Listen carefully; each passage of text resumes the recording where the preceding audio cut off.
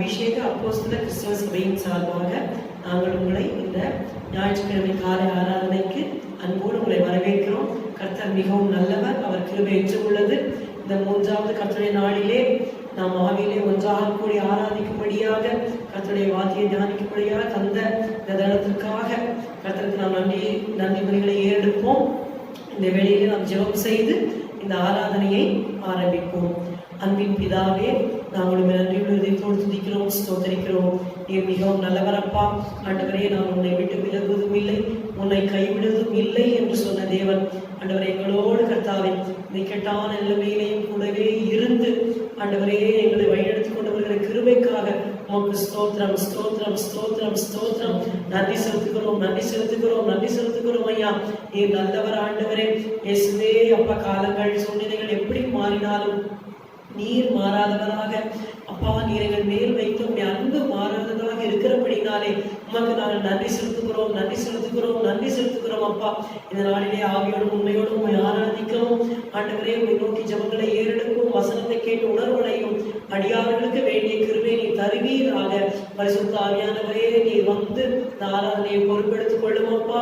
ஆண்டவரே உமக்கு ஸ்தோத்திரம், ஸ்தோத்திரம் அப்பா. ஒரு முறை கூட இயேசுவே உடைய பரிசு ரத்தத்தினாலே அடியார்கள் ஒவ்வொருவரையும் கழுவி சுத்தம் செய்யும் ஆண்டவர். தேவ சமூகத்திலே எங்களை சேர்த்துக் கொள்ளும்படியாக நாங்கள் வேண்டுகிறோம். எங்களுடைய மனக்கண்களை திறந்து எங்களுடைய மனக்கண்களை பிரகாசிக்கும்படியாக நாங்கள் வேண்டுகிறோம் அப்பா. நன்றி, நன்றி, நன்றி, நன்றி, நன்றி அப்பா. ஆராதிக்க முடியாதபடி, வசனத்தை கேட்டு உணர்வடைய முடியாதபடி தடைப்படுகிற எல்லா அந்த காலத்தின் கிளைகளை நசையனாக இயேசு கிறிஸ்துவின் நாமத்தினாலே கட்டி சபைக்கு அப்புறப்படுத்துகிறோம். இயேசு கிறிஸ்துவின் நாமத்தினாலே ஜெயத்தை எடுக்கிறோம் அப்பா. பாதாளத்தின் வாசல்கள் சபையை மேற்கொள்வது இல்லை என்று சொன்னீர் ஆண்டவரே. அதற்காக உமக்கு நன்றி, உமக்கு நன்றி, உமக்கு நன்றி, உமக்கு நன்றி, உமக்கு நன்றி அப்பா. உம்மை துதிக்கிறோம், உம்மை ஸ்தோத்திரிக்கிறோம், உம்மை ஆராதிக்கிறோம், உமக்கே மகிமை செலுத்துகிறோம். இயேசுவின் நாமத்தில் ஜெபிக்கிறோம் பிதாவே, ஆமென், ஆமென். முதலாவதாக நாம் கர்த்தரை பாடியே போற்றிடுவோமே என்ற பாடலை மகிழ்ச்சியோடு பாடுவோம். லாக்டவுனா இருந்தாலும் கர்த்தர் நம்மோடு இருக்கிறார்.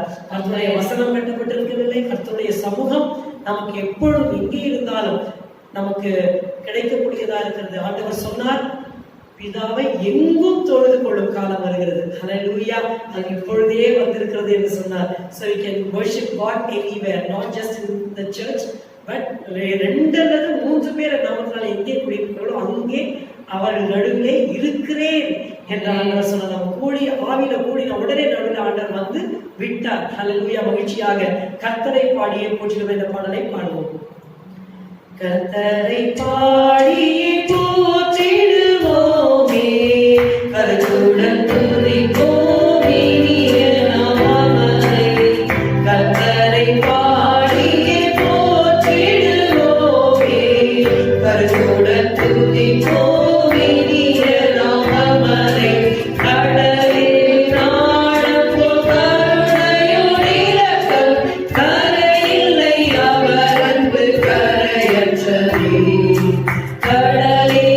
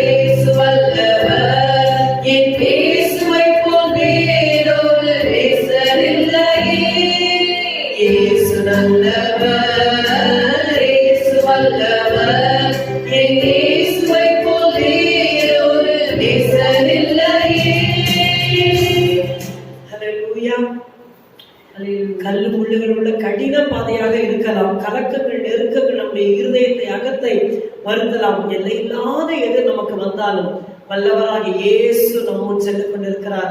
ஹல்லேலூயா. அதனால் பயப்பட வேண்டாம். நிச்சயமாக ஆண்டவர் நமக்கு முன்பாக சென்று போனதை செவ்வையாக்குவார். மட்டுமல்ல, முகமுகமாகவே காண்போமே அவரை, நாம் அவரோடு யுகமாகவே வாழ்ந்திடுவோம். ஒரு பெரிய தேவதாசனை போல் சொல்லுவார், we have a day with the deity என்று சொல்லுவார். ஹல்லேலூயா. ஒரு நாள் நாம் முகமுகமாக நம்முடைய ஆண்டவராக இயேசுவை சந்திக்க போகிறோம். ஹல்லேலூயா. நமக்கு மிகுந்த மகிழ்ச்சியை தருகிறது. ஆங்கிலத்திலே ஒரு பாடல், when morning breaks and shadows flee away, Jesus the King of glory shall appear. Sure we'll meet him on that day. Rejoice, for the day draweth near. இந்த உலகத்தாருக்கு ஆண்டவருடைய வருகை கலக்கத்தை கொடுக்கும். ஆனால் தேவ பிள்ளைகள் ஆகிய நமக்கோ அது மிகுந்த மகிழ்ச்சியை கொடுக்கும். மகிழ்ச்சியோட ஆங்கில பாடலை பாடுவோம். When morning breaks and shadows flee away. When morning breaks and shadows flee away, Jesus the King of glory shall appear. Sure we'll meet him on that day. Rejoice, for the day draweth near. Shouting hallelujah when we hear the trumpet sound, singing hallelujah in the sky.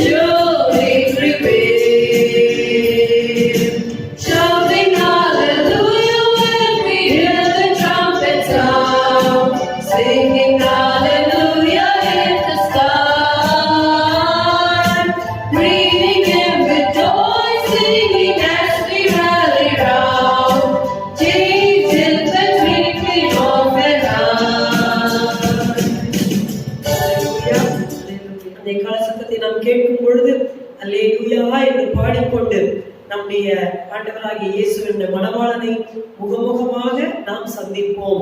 அல்லேலூயா. தேவன் வருகிறார் வேகம் இறங்கி. பழைய பாடல் நாம் உணர்ந்து இந்த பாடலின் அர்த்தத்தை உணர்ந்து பாடுவோம்.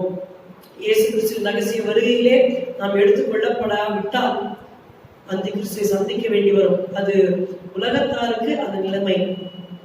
ஆனால் நம்மை தேவன் ரட்சித்திருக்கிறார். அந்த ரட்சிப்புக்கு ரகசிய வருகையிலே நாம் எடுத்துக்கொள்ளப்பட வேண்டும் என்று சொல்லி அந்த ரட்சிப்புக்கு தேவன் நம்மை நியமித்திருக்கிறார். அல்லேலூயா. இந்த பாடலை கருத்தோடு நாம் பாடுவோம். தேவன் வருகிறார் வேகம் இறங்கி, தேவ பர்வதம் தம் பாதம் நிறுத்தி. தேவன் வருகிறார் வேகம் இறங்கி, தேவ பர்வதம் தம் பாதம் நிறுத்தி. பூமி தனை நியாயம் தீர்த்திடுவார், பூலோக மக்களும் கண்டிடுவார். பூமி தனை நியாயம் தீர்த்திடுவார், பூலோக மக்களும் கண்டிடுவார். இயேசு கிறிஸ்து வருகின்றார் இந்த கடைசி காலத்திலே. கர்த்தரை முத்தின கண்கள் யாவும் கண்டு புலம்பிடுமே. கர்த்தரை முத்தின கண்கள் யாவும் கண்டு புலம்பிடுமே. ஏழாம் தலைமுறை ஏனோ குறைந்த எல்லாம் நிறைவேறும் காலம் நெருங்க. ஏழாம் தலைமுறை ஏனோ குறைந்த எல்லாம் நிறைவேறும் காலம் நெருங்க. இயேசு கிறிஸ்துவின் சத்தியத்தை கேட்க மறுத்தவர் நடுங்குவார். இயேசு கிறிஸ்துவின் சத்தியத்தை கேட்க மறுத்தவர் நடுங்குவார். இயேசு கிறிஸ்து வருகின்றார் இந்த கடைசி காலத்திலே. கர்த்தரை முத்தின கண்கள் யாவும் கண்டு புலம்பிடுமே.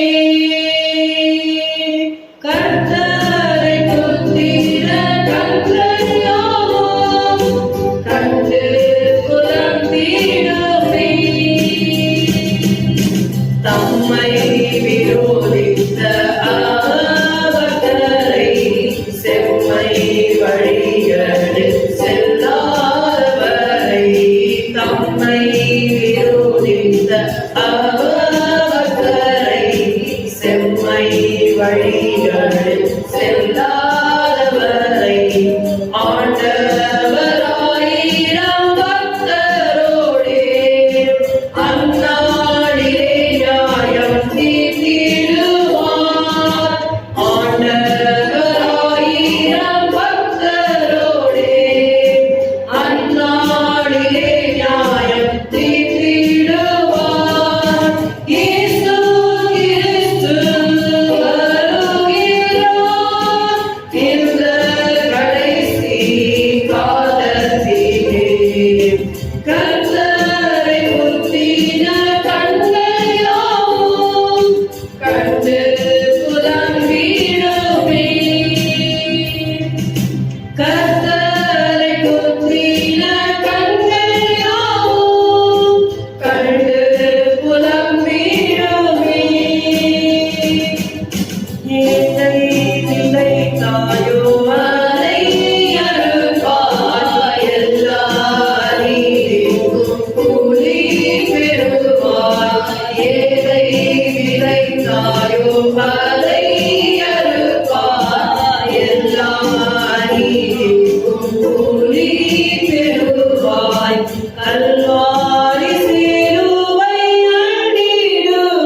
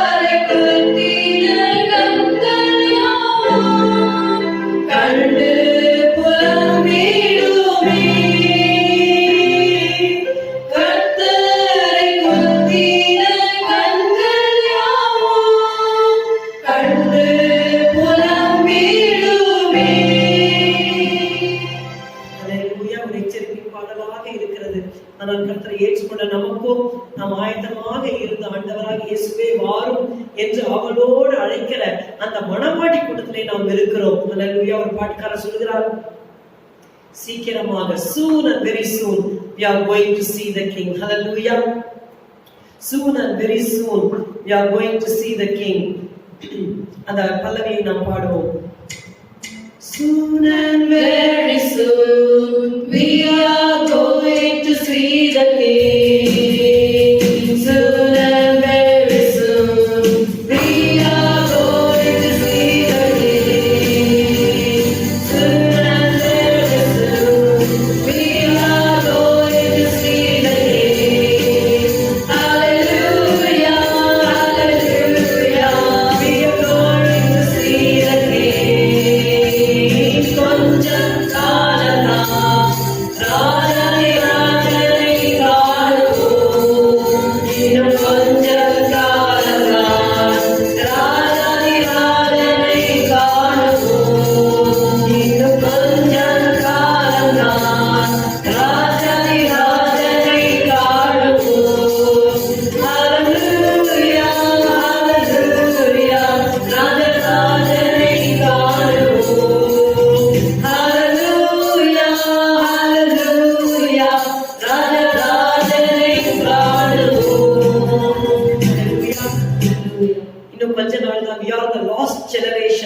சொல்லி கர்த்தர் சீக்கிரமாக நிச்சயமாக மத்திய வார்த்தை வெளிப்பட போகிறார். நாம் கிருபையை கேட்க வேண்டும். ஆண்டவரே, என்ன ஆனாலும் சரி, உடைய ரகசிய வருகையிலே நான் கைவிடப்பட்டு போய்விடக் கூடாது. நான் சொன்னது போல we have a date with the deity. நாம் தெய்வத்தோடு நமக்கு ஒரு சந்திப்பினால் முகமுகமாய் சந்திக்க போகிறோம். ஒன்று ஆட்டுக்குட்டியானவராக மணவாளனாக நாம் அவரை சந்திப்போம். இல்லாவிட்டால் பூதராஜ சிங்கமாக நியாயம் தீர்க்கிறவராக நாம் அவரை சந்திக்க வேண்டி வரும். கர்த்தருடைய பிள்ளைகளாகிய நாம் மகிழ்ந்து நம்முடைய ஆண்டவர் ஆட்டுக்குட்டியானவர் நம்முடைய மணவாட்டியை அழைத்துக் கொண்டு வருகிறார் என்று சொல்லி அந்த மகிழ்ச்சியோட இந்த பல்லவையை நாம் பாட போகிறோம். Soon and very soon, no more crying there. We are going to see the king. No more tears there. Hallelujah. அங்கே கண்ணீர்ல இந்த ஒருவேளை நிந்தையில அவமானத்துல கஷ்டத்துல எத்தனையோ ஜபங்கள் கூட உங்களுக்கு ஆன்சர் பண்ணப்படாம தடையாகி பல பாடல்கள் வழியா நீங்க போகலாம். சோர்ந்து போகாதீங்க. கொஞ்ச நாள் தான், அது சீக்கிரத்திலே இந்த லேசமான உபத்திரவம் நீங்கிவிடும். ஹல்லேலூயா. இன்னும் கொஞ்ச நாள் தான். Keep on holding. ஒரு தேவ மனுஷன் சபையில வந்த பொழுது ஒரு பாடலை சொல்லிக் கொடுத்தார். 4 சென்டென்ஸ் அந்த பாடல் என்று சொன்னார். ஃபர்ஸ்ட் லைன் சொல்ல போறேன், எழுதிக்கோங்க அப்படின்னாரு. உடனே நான் டைரி எடுத்து எழுதினேன். Hang on, hang on, hang on எழுதினேன். 2வது சென்டென்ஸ் சொல்ல போறேன், எழுதிக்கோங்க அப்படின்னாரு. Hang on, hang on, hang on. 3வது சென்டென்ஸ் சொல்ல போறேன், எழுதிக்கோங்க. அதையே திரும்ப சொன்னாரு. Hang on, hang on, hang on. 4வது சென்டென்ஸ் சொல்ல போறேன், எழுதிக்கோங்க. Hang on, hang on, hang on. அதாவது விட்டுடாதீங்க, அந்த பிடியை விட்டுடாதீங்க. Hold on to Jesus. அவரை பிடித்துக் கொள்ளுங்கள் என்று சொல்லி உங்களுக்கு வருகிற கஷ்டத்துல நஷ்டத்துல இயேசுவை விட்டுடாதீங்க, அவரை பிடிச்சுக்கோங்க. இன்னும் கொஞ்ச நாள் தான் என்று சொல்லி கொடுத்தாரு. இன்னி வரைக்கும் அந்த அவர் பாடல அந்த பல்லவிய ஜஸ்ட் சொல்லி கொடுத்தாரு. அப்படியே நிர்ணயத்தில் பதிந்து விட்டது. நாம் உண்மையான கிறிஸ்தவ வாழ்க்கையிலே பல பாடல்கள் இருக்கும். ஒவ்வொருவருக்கும் ஒவ்வொரு விதமாக இருக்கும். இப்படித்தான் எல்லாரோட வாழ்க்கையில இருக்கும் இல்லை. ஆனா மனவாட்டியாக நாம் அழைக்கப்பட்டிருந்தோமானால் நிச்சயமாக பாடல்கள் உண்டு. பவுல் அப்போஸ்தலன் சொல்கிறார், இக்காலத்து பாடல்கள் இனி நம்மிடத்தில் வெளிப்படும் மகிமைக்கு ஒப்பிடத்தக்கவைகள் அல்ல என்று சொல்லுகிறார். ஆகையால் அதாவது அதி சீக்கிரத்தில் நீங்கும் லேசான நம்முடைய உபத்திரம். நம்மள தனிப்பட்ட விதத்துல என்ன உபத்திரம் இடமா தாங்க முடியலன்னு சொல்லுவோம். ஆனா பவுல் சொல்கிறார், லேசான நம்முடைய உபத்திரம் அது அதி சீக்கிரத்துல நீங்கிவிடும். ஆனால் அதிகமான நித்திய கன மகிமையை நமக்கு உண்டாக்குகிறது. காணப்படுகிறவைகள்ல காணப்படாதவைகளை நோக்கி இருக்கிற நமக்கு என்று சொல்லப்படுகிறது. அதி சீக்கிரத்தில் நீங்கும் லேசானவர்கள். நம்ம காணப்படுகிறவைகள்ல காணப்படாதவைகளை அந்த நித்திய ராஜ்யத்தை நாம் நோக்கி இருக்கிறோம். மெய்யாகவே சீக்கிரமாக வரப்போகிறார். மகிழ்ச்சியோட ஒரு முறை பாடிடும். Soon and very soon. Soon and very soon we are going to see the King. Soon and very soon we are going to see the King. Soon and very soon we are going to see the King. Hallelujah, hallelujah, we are going to see the King. Hallelujah, hallelujah, we are going to see the King. இன்னும் கொஞ்சம் காலம்தான் ராஜனை ஆராதனை காணுவோம். இன்னும் கொஞ்சம் காலம்தான் ராஜனை ஆராதனை காணுவோம். இன்னும் கொஞ்சம் காலம்தான் ராஜனை ஆராதனை காணுவோம். ஹல்லேலூயா, ஹல்லேலூயா, ராஜராஜனை காணுவோம். ஹல்லேலூயா, ஹல்லேலூயா, ராஜராஜனை காணுவோம். ஹல்லேலூயா. நன்றியோடு துதிக்கிறோம் ஆண்டவரே. அந்நிய கண்களல்ல ஆண்டவரே, எங்களுடைய சொந்த கண்களால் ஆண்டவரை நாங்கள் காணுவோம். பழைய ஏற்பாட்டிலே யோபு பக்தன் சொன்னார், அந்நிய கண்கள் அல்ல, இந்த என்னுடைய சொந்த கண்களினாலே நான் என் மீட்பரை காண்பேன். என் மீட்பர் உயிரோடு இருக்கிறார் என்ற கடைசி நாளில் பூமியின் மேல் நிற்பார் என்று நான் அறிந்திருக்கிறேன் என்று சொன்னாரப்பா. ஆம் கர்த்தாவே, ஹல்லேலூயா. அந்த நம்பிக்கை எங்களுக்கு இருக்கிறதப்பா. இந்த உலகத்திலே எந்த விதமான பாடுகள் இருந்தாலும் ஆண்டவரே இயேசுவே, ஆண்டவரே, அந்நிய கண்களிலே எங்களுடைய சொந்த கண்களினால் உம்மை ஒரு நாள் நாங்கள் காண்போம் ஆண்டவரே. அப்போ நீங்கள் கண்ணீரெல்லாம் துடைக்கப்படும் ஆண்டவரே. உங்களுடைய வேதனைகள் எல்லாம் மாறி போகும், எங்களுடைய உபத்திரங்கள் எல்லாம் ஒன்றுமே இல்லாத போல் ஆகிவிடும் ஐயா.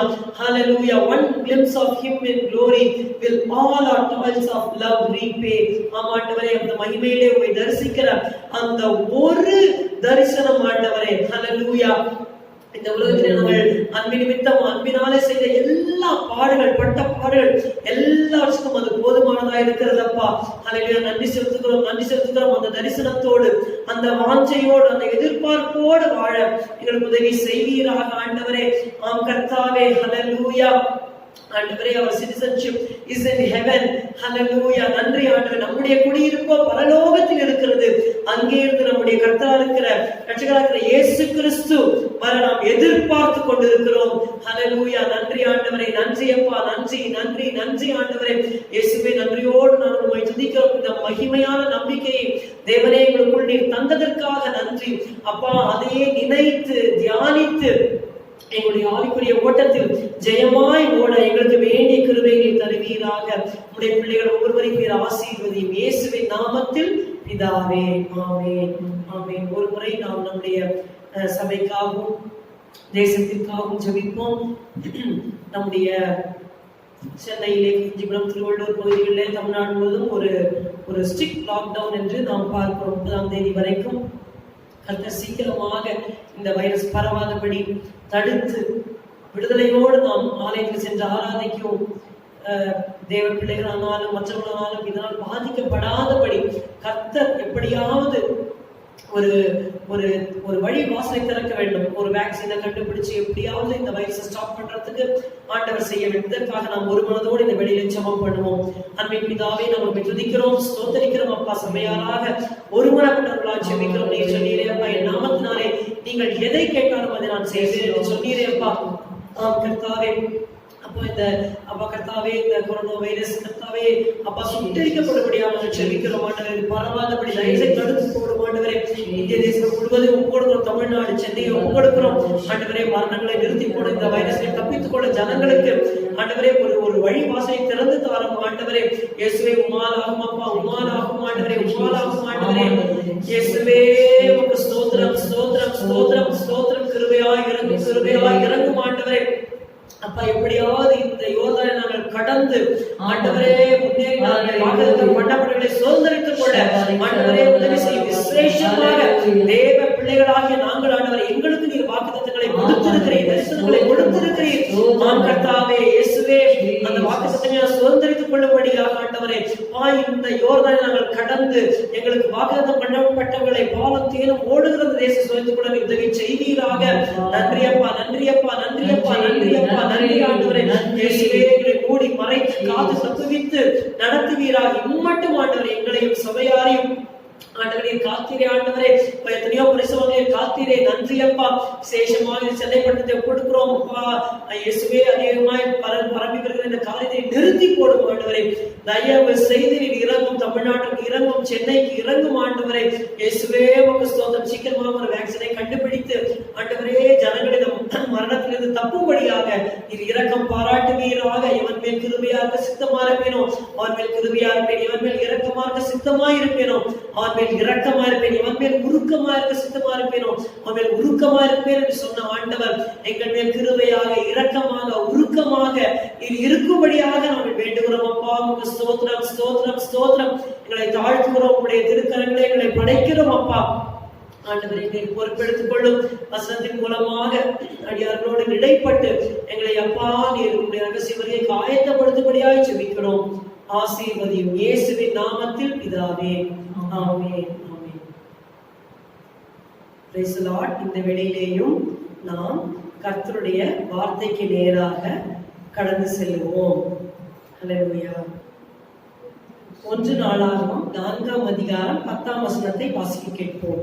யாபேஸ் இஸ்ரவேலின் தேவனை நோக்கி, தேவரீர் என்னை ஆசீர்வதித்து என் எல்லையை பெரிதாக்கி உமது கரம் என்னோடு இருந்து தீங்கு என்னை துக்கப்படுத்தாதபடிக்கு அதற்கு என்னை விலக்கி காத்தருளும் என்று வேண்டிக் கொண்டான். அவன் வேண்டிக் கொண்டதை தேவன் அருளினான். ஆமென். இந்த வசனத்திலே 4 ஜெப குறிப்புகளை நாம் பார்க்கிறோம். தேவரீர் என்னை ஆசீர்வதித்து, யாபேஸ் தேவனை நோக்கி ஜெபிக்கிறார்.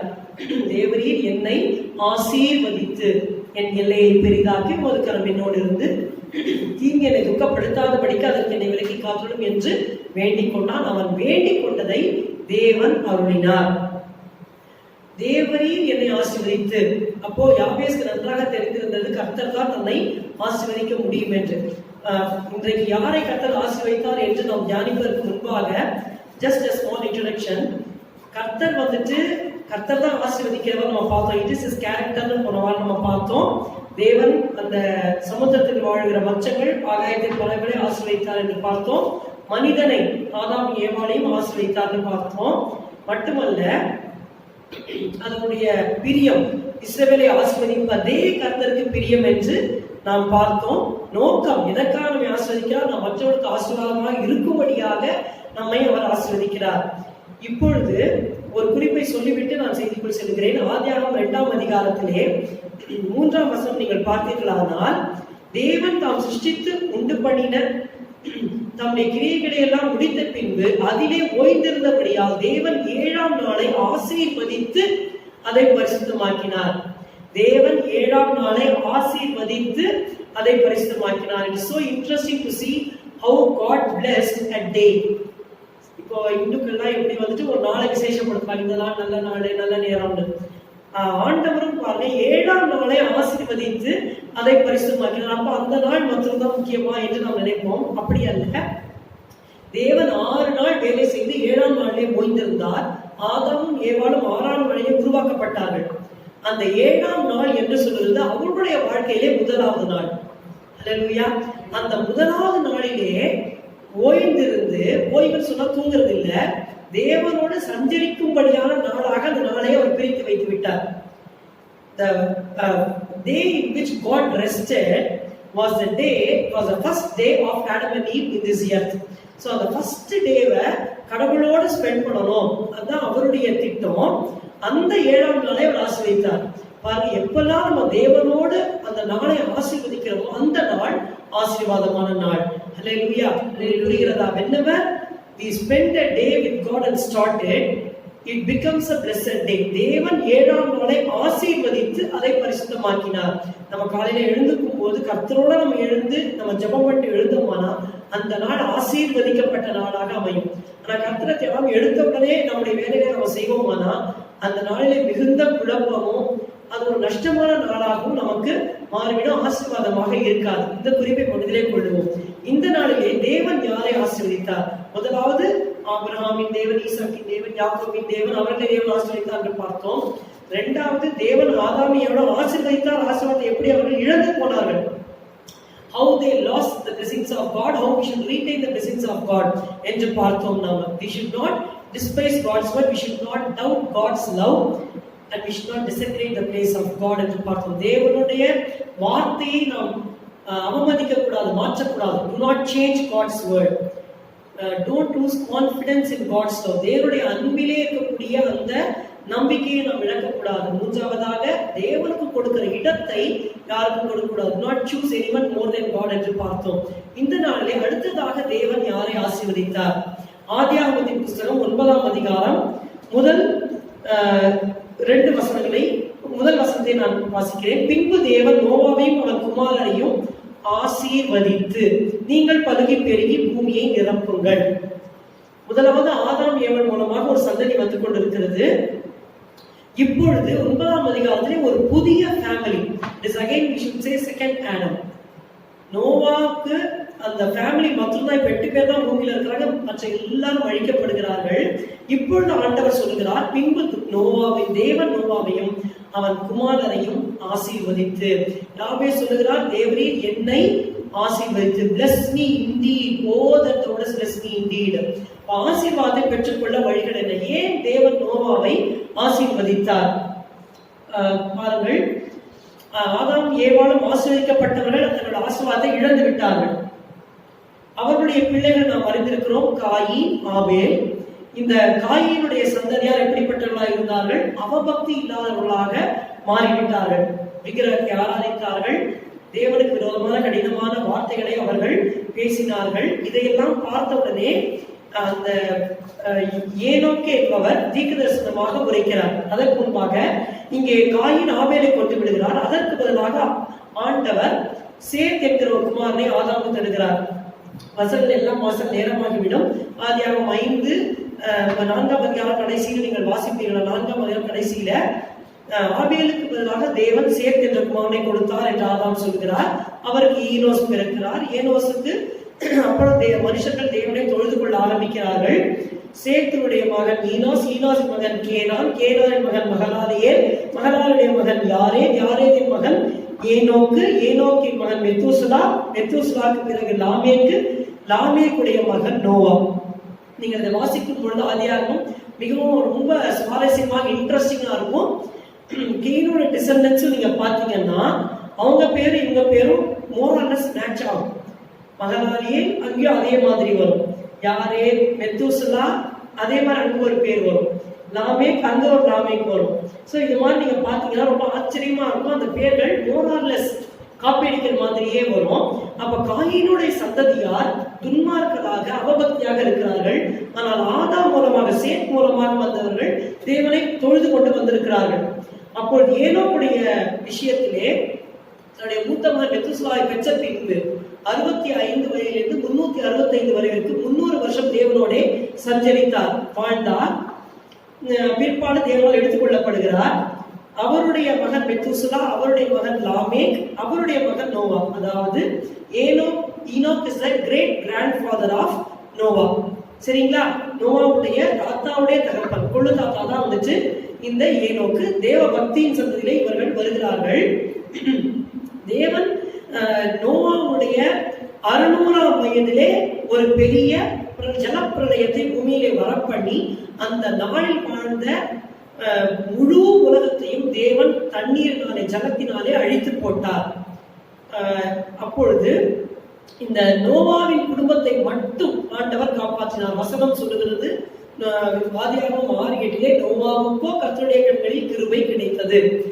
ஏன் அவருக்கு கிருபை கிடைத்தது, ஏன் தேவன் அவரை ஆசீர்வதித்தார் என்று சொல்லி நாம் பார்க்க போகிறோம். I want to share with you 3 thoughts. Noah's walk, Noah's work and Noah's worship. நோவாவினுடைய நடை, சரிங்களா? அவர் எப்படி இந்த பூமியிலே நடந்தார் பாருங்கள். ஆதியாகமம் 6:9 வாசியுங்கள். நோவாவின் வம்ச வரலாறு. நோவா தன் காலத்தில் இருந்தவர்களுக்குள்ளே நீதிமானும் உத்தமனுமாய் இருந்தான். நோவா தேவனோட சஞ்சரித்துக் கொண்டிருந்தான். நோவா தேவனோட சஞ்சரித்துக் கொண்டிருந்தான். இந்த இடத்துல நாம் பார்க்கிறோம் நோவா வாக் வித் காட். தமிழ்ல சஞ்சரித்துக் கொண்டிருந்தான், ஆங்கிலத்திலே நோவா வாக் வித் காட். நோவா தன் காலத்தில் இருந்தவர்களுக்குள்ளே நீதிமானும் உத்தமனுமாய் இருந்தான். நோவா தேவனோட சஞ்சரித்துக் கொண்டிருந்தான். எப்படி? தன்னுடைய பெரிய தாத்தாவோட அப்பா கொள்ளு தாத்தா தேவனோட நடந்து நடந்து நடந்து காலப்படாம போயிட்டாரோ அதே அடிச்சுவட்டுல இப்போ கொள்ளு பேரன் இந்த நோவா வந்துட்டு தேவனோட நடக்கிறாரு. இந்த ஏனோக்க பற்றி நான் உங்கள்கிட்ட சொன்னேன்.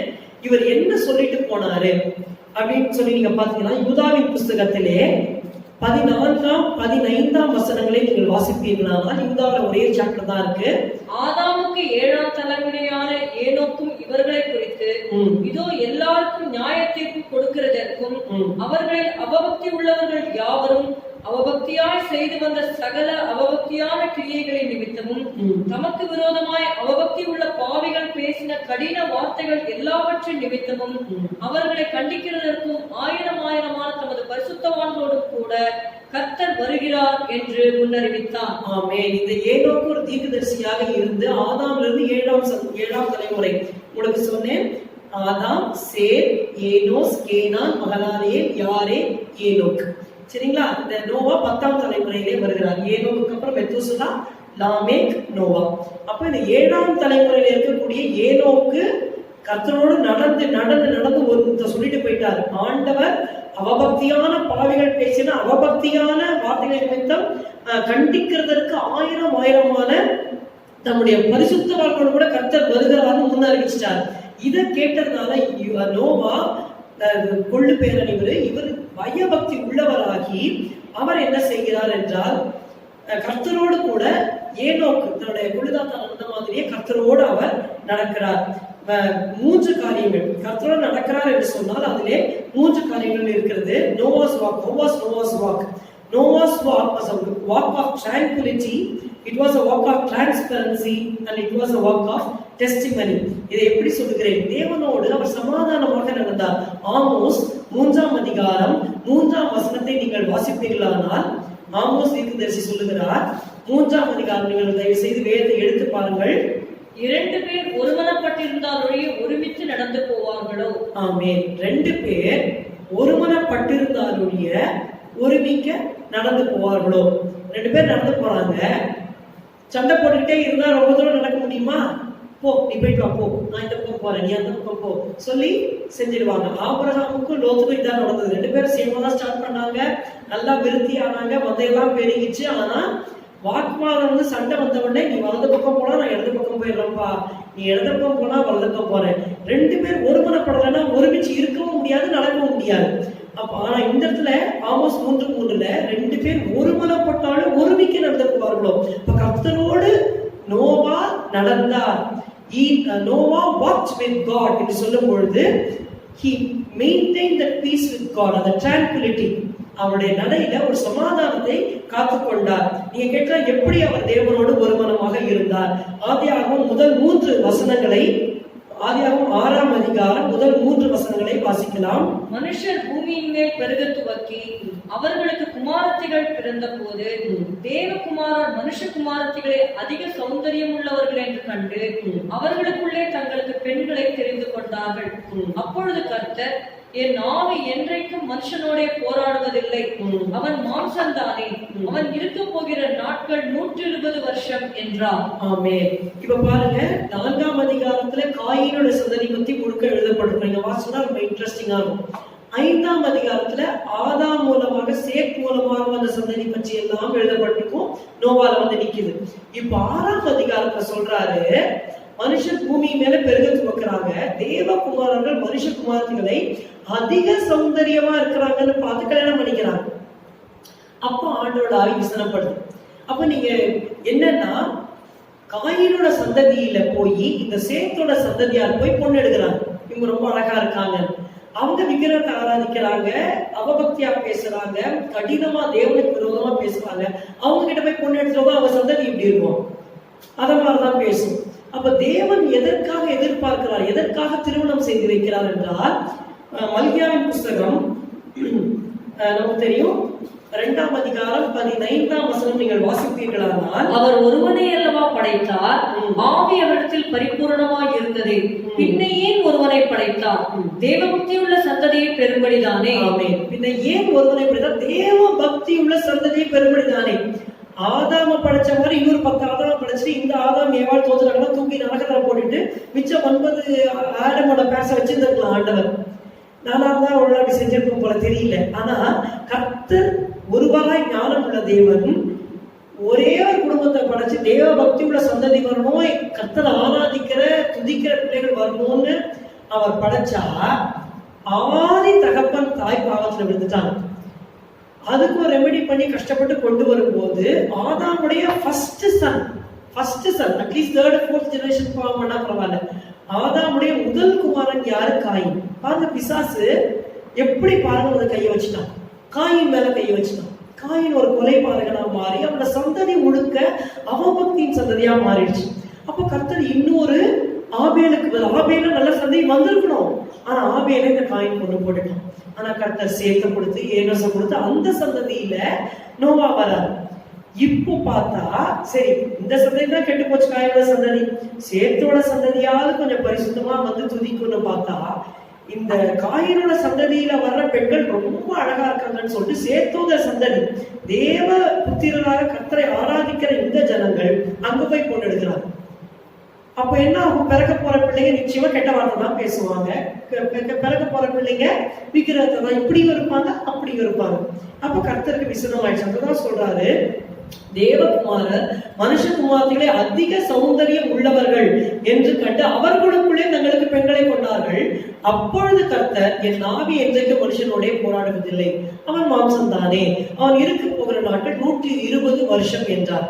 So God decided to purify this earth, purge this earth of the ungodly people. அதனால தேவ பக்தியிலா சந்ததியை அழிச்சிலாம் ஆண்டவர் முடிவெடுத்துட்டார். கீழே நம்ம பார்க்கிறோம், மனுஷனுடைய அக்கிரமம் பூமியிலே பெருகினது என்றும், ஆதியாகமம் 6:5 நான் வாசிக்கிறேன், பெருகினது என்றும் அவன் இருதயத்தின் நினைவுகளின் தோற்றம் எல்லாம் நித்தம் பொல்லாதே என்று கர்த்தர் கண்டு தாம் பூமியிலே மனுஷனை உண்டாக்குறதுக்காக கர்த்தர் மனஸ்தாபப்பட்டார். அவர் இருதயத்துக்கு விசனமா இருந்தது. அப்போ கர்த்தர் சொல்றாரு, நான் பூமியிலே இருக்கிற மனுஷர்கள், மிருகங்கள், ஊரு பிராணிகள் எல்லாரையும் சேர்த்து ஜலத்தினால அழிக்க போறேன். ஆனா நோவா, நான் உன்னை பாதுகாக்க போறேன்னு அந்த மனிதனை மாத்திரம் தெரிந்து கொள்கிறார். அப்போ நோவாவுடைய வாழ்க்கை எப்படி இருந்ததுன்னா, அவர் கல்யாணம் பண்ணதும் ஒரு சேத்துட சந்ததியில இருக்க தேவபக்தியான ஒரு மகனை கல்யாணம் பண்ணினார். அவருக்கு 3 குமாரர்கள், ஷெம், ஹாம், ஜேஃபெத். கரெக்ட் வரிசையில யாப்பே, சேம், காம். அப்போ இந்த 3 பேருக்கும் தேவபக்தியான அந்த சேத்தோட வம்சத்துல இருக்கிற பொண்ணுங்களே கல்யாணம் பண்ணி வைக்கிறார். அதனால கர்த்தர் சொல்றாரு, உன் ஜனங்களுக்குள்ள நீ எப்படி இருக்க, நீதிமானா இருக்கேன்னு சொல்லி நோவாவின் குடும்பத்தை ஆண்டவர் தெரிந்து கொள்ள, அந்த ஒரு மனிதன் நோவா நிமித்தமா குடும்பத்தை தெரிந்து கொள்கிறார். அப்பொழுது பாருங்கள், இப்படியாக. ஆனால் உலகம் என்ன சொல்லுது? உலகத்தோட சிநேகிதமா இருக்கணும், உலகத்தோட ஒத்து போயிடணும். ஆனா கர்த்தர் அப்படி சொல்லல. அது நம்ம நிறைய வசனங்கள் இருக்கிறது. யாக்கோபு 4:4 வாசிக்கிறோம், விபச்சாரிகளே, உலக சிநேகம் தேவனுக்கு விரோதமான பகை என்று அறியீர்களா? 2 கொரிந்தியர் 6:14-18 வாசிக்கிறோம், அவிசுவாசிக்கும் விசுவாசிக்கும் சம்பந்தம் ஏது? ஒளிக்கும் இருளுக்கும் ஐக்கியம் ஏது? There is no fellowship between light and darkness. நீங்க எப்படி பிணைக்கப்படுவீங்க? அந்நிய நுகத்திலே அவிசுவாசிகள் பிணைக்கப்படாதிருப்பீர்களாக. கல்யாணம் ஆகுதா ஆகலையாங்கிறது முக்கியம் கிடையாது. தேவ சித்தத்தின்படி தேவ பக்தியில இணைக்கப்படுகிறோமாங்கிறது முக்கியம். ஏன்னா the purpose of marriage is to get a godly seed, godly generation. So அந்த அப்புறம் கர்த்தர் சொல்ற ரோமர் 12:2 வாசிக்கிறோம், நீங்க உலகத்துக்கு ஒத்த வேஷம் தெரியாமல். சோ அந்த மைண்ட் செட் இருக்க கூடாது, எப்படியா கிளம்பி எப்படியா வாழ, அப்படி இல்லை. அதனால இந்த இடத்துல பார்க்கிறோம், Noah he walked with God, his walk was a walk of tranquility. தேவனோட சமாதானமாக தேவ நியமித்த பொண்ணதான் இவரும் கல்யாணம் பண்ணாரு. பையன்களுக்கு 3 பொண்ணும் தேவ பக்தி உள்ள பிள்ளைகளை தான் தெரிந்திருந்தார். அதனால இதை கேட்கிற வாலிப பிள்ளைகள் இதனால தீர்மானம் எடுத்துக்கொள்ளுங்க, கர்த்தர் சித்தத்தின்படி தேவ பக்தியுள்ள ரட்சிக்கப்பட்ட மகளை நான் திருமணம் செய்வேன், மகனை நான் திருமணம் செய்வேன். நீங்க இருதயத்துல முடிவெடுக்கணும். ஐயோ வயசாயிட்டே போகுது, என்ன கூட ஃப்ரெண்ட்ஸ் எல்லாம் கல்யாணம் பண்ணி கொஞ்சம் பெற்றுட்டாங்க, காலியா தினியாயா கல்யாணம் பண்ணி வந்துடும், அப்புறம் பார்க்கலாம் அப்படின்னு நம்ம இறங்கினோம்னா கர்த்தர் நம்ம மேல் பிரியமாய் இருக்க மாட்டார். அது தேவனோடு நடக்கிற நடையல்ல. நீங்கள் தேவனால் தெரிந்து கொள்ளப்பட்டவர்களால் கர்த்தர் உங்களுக்குன்னு உலக தோற்றத்துக்கு முன்பாகவே ஒரு மகள், உலக தோற்றத்துக்கு முன்பாகவே ஒரு மகனை ஏற்படுத்தி விட்டார். நம்ம தேடி போக வேண்டிய அவசியமே கிடையாது, கர்த்தர் கொண்டு வருவார். ஹல்லேலூயா. ஆகையினாலே இந்த இடத்துல பார்க்கிறோம், நோவாவின் நடை, தேவனோடு அவன் நடந்த அந்த நடையிலே ஒரு சமாதானம். 2வது, it was a walk of transparency. தேவனோடு வெட்ட வெளிச்சமாக ஒரு மறைவு, ஒளிவு மறைவு இல்லாத ஒரு நடை. ஆதியாகமம் 7:1 வாசிங்கள். கர்த்தர் நோவாவை நோக்கி, நீயும் உன் வீட்டார் அனைவரும் பேழைக்குள் பிரவேசியுங்கள், இந்த சந்ததியில் உன்னை எனக்கு முன்பாக நீதிமானாக கண்டேன்.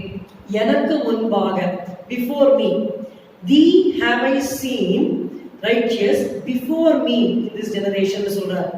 before me, எனக்கு முன்பாக.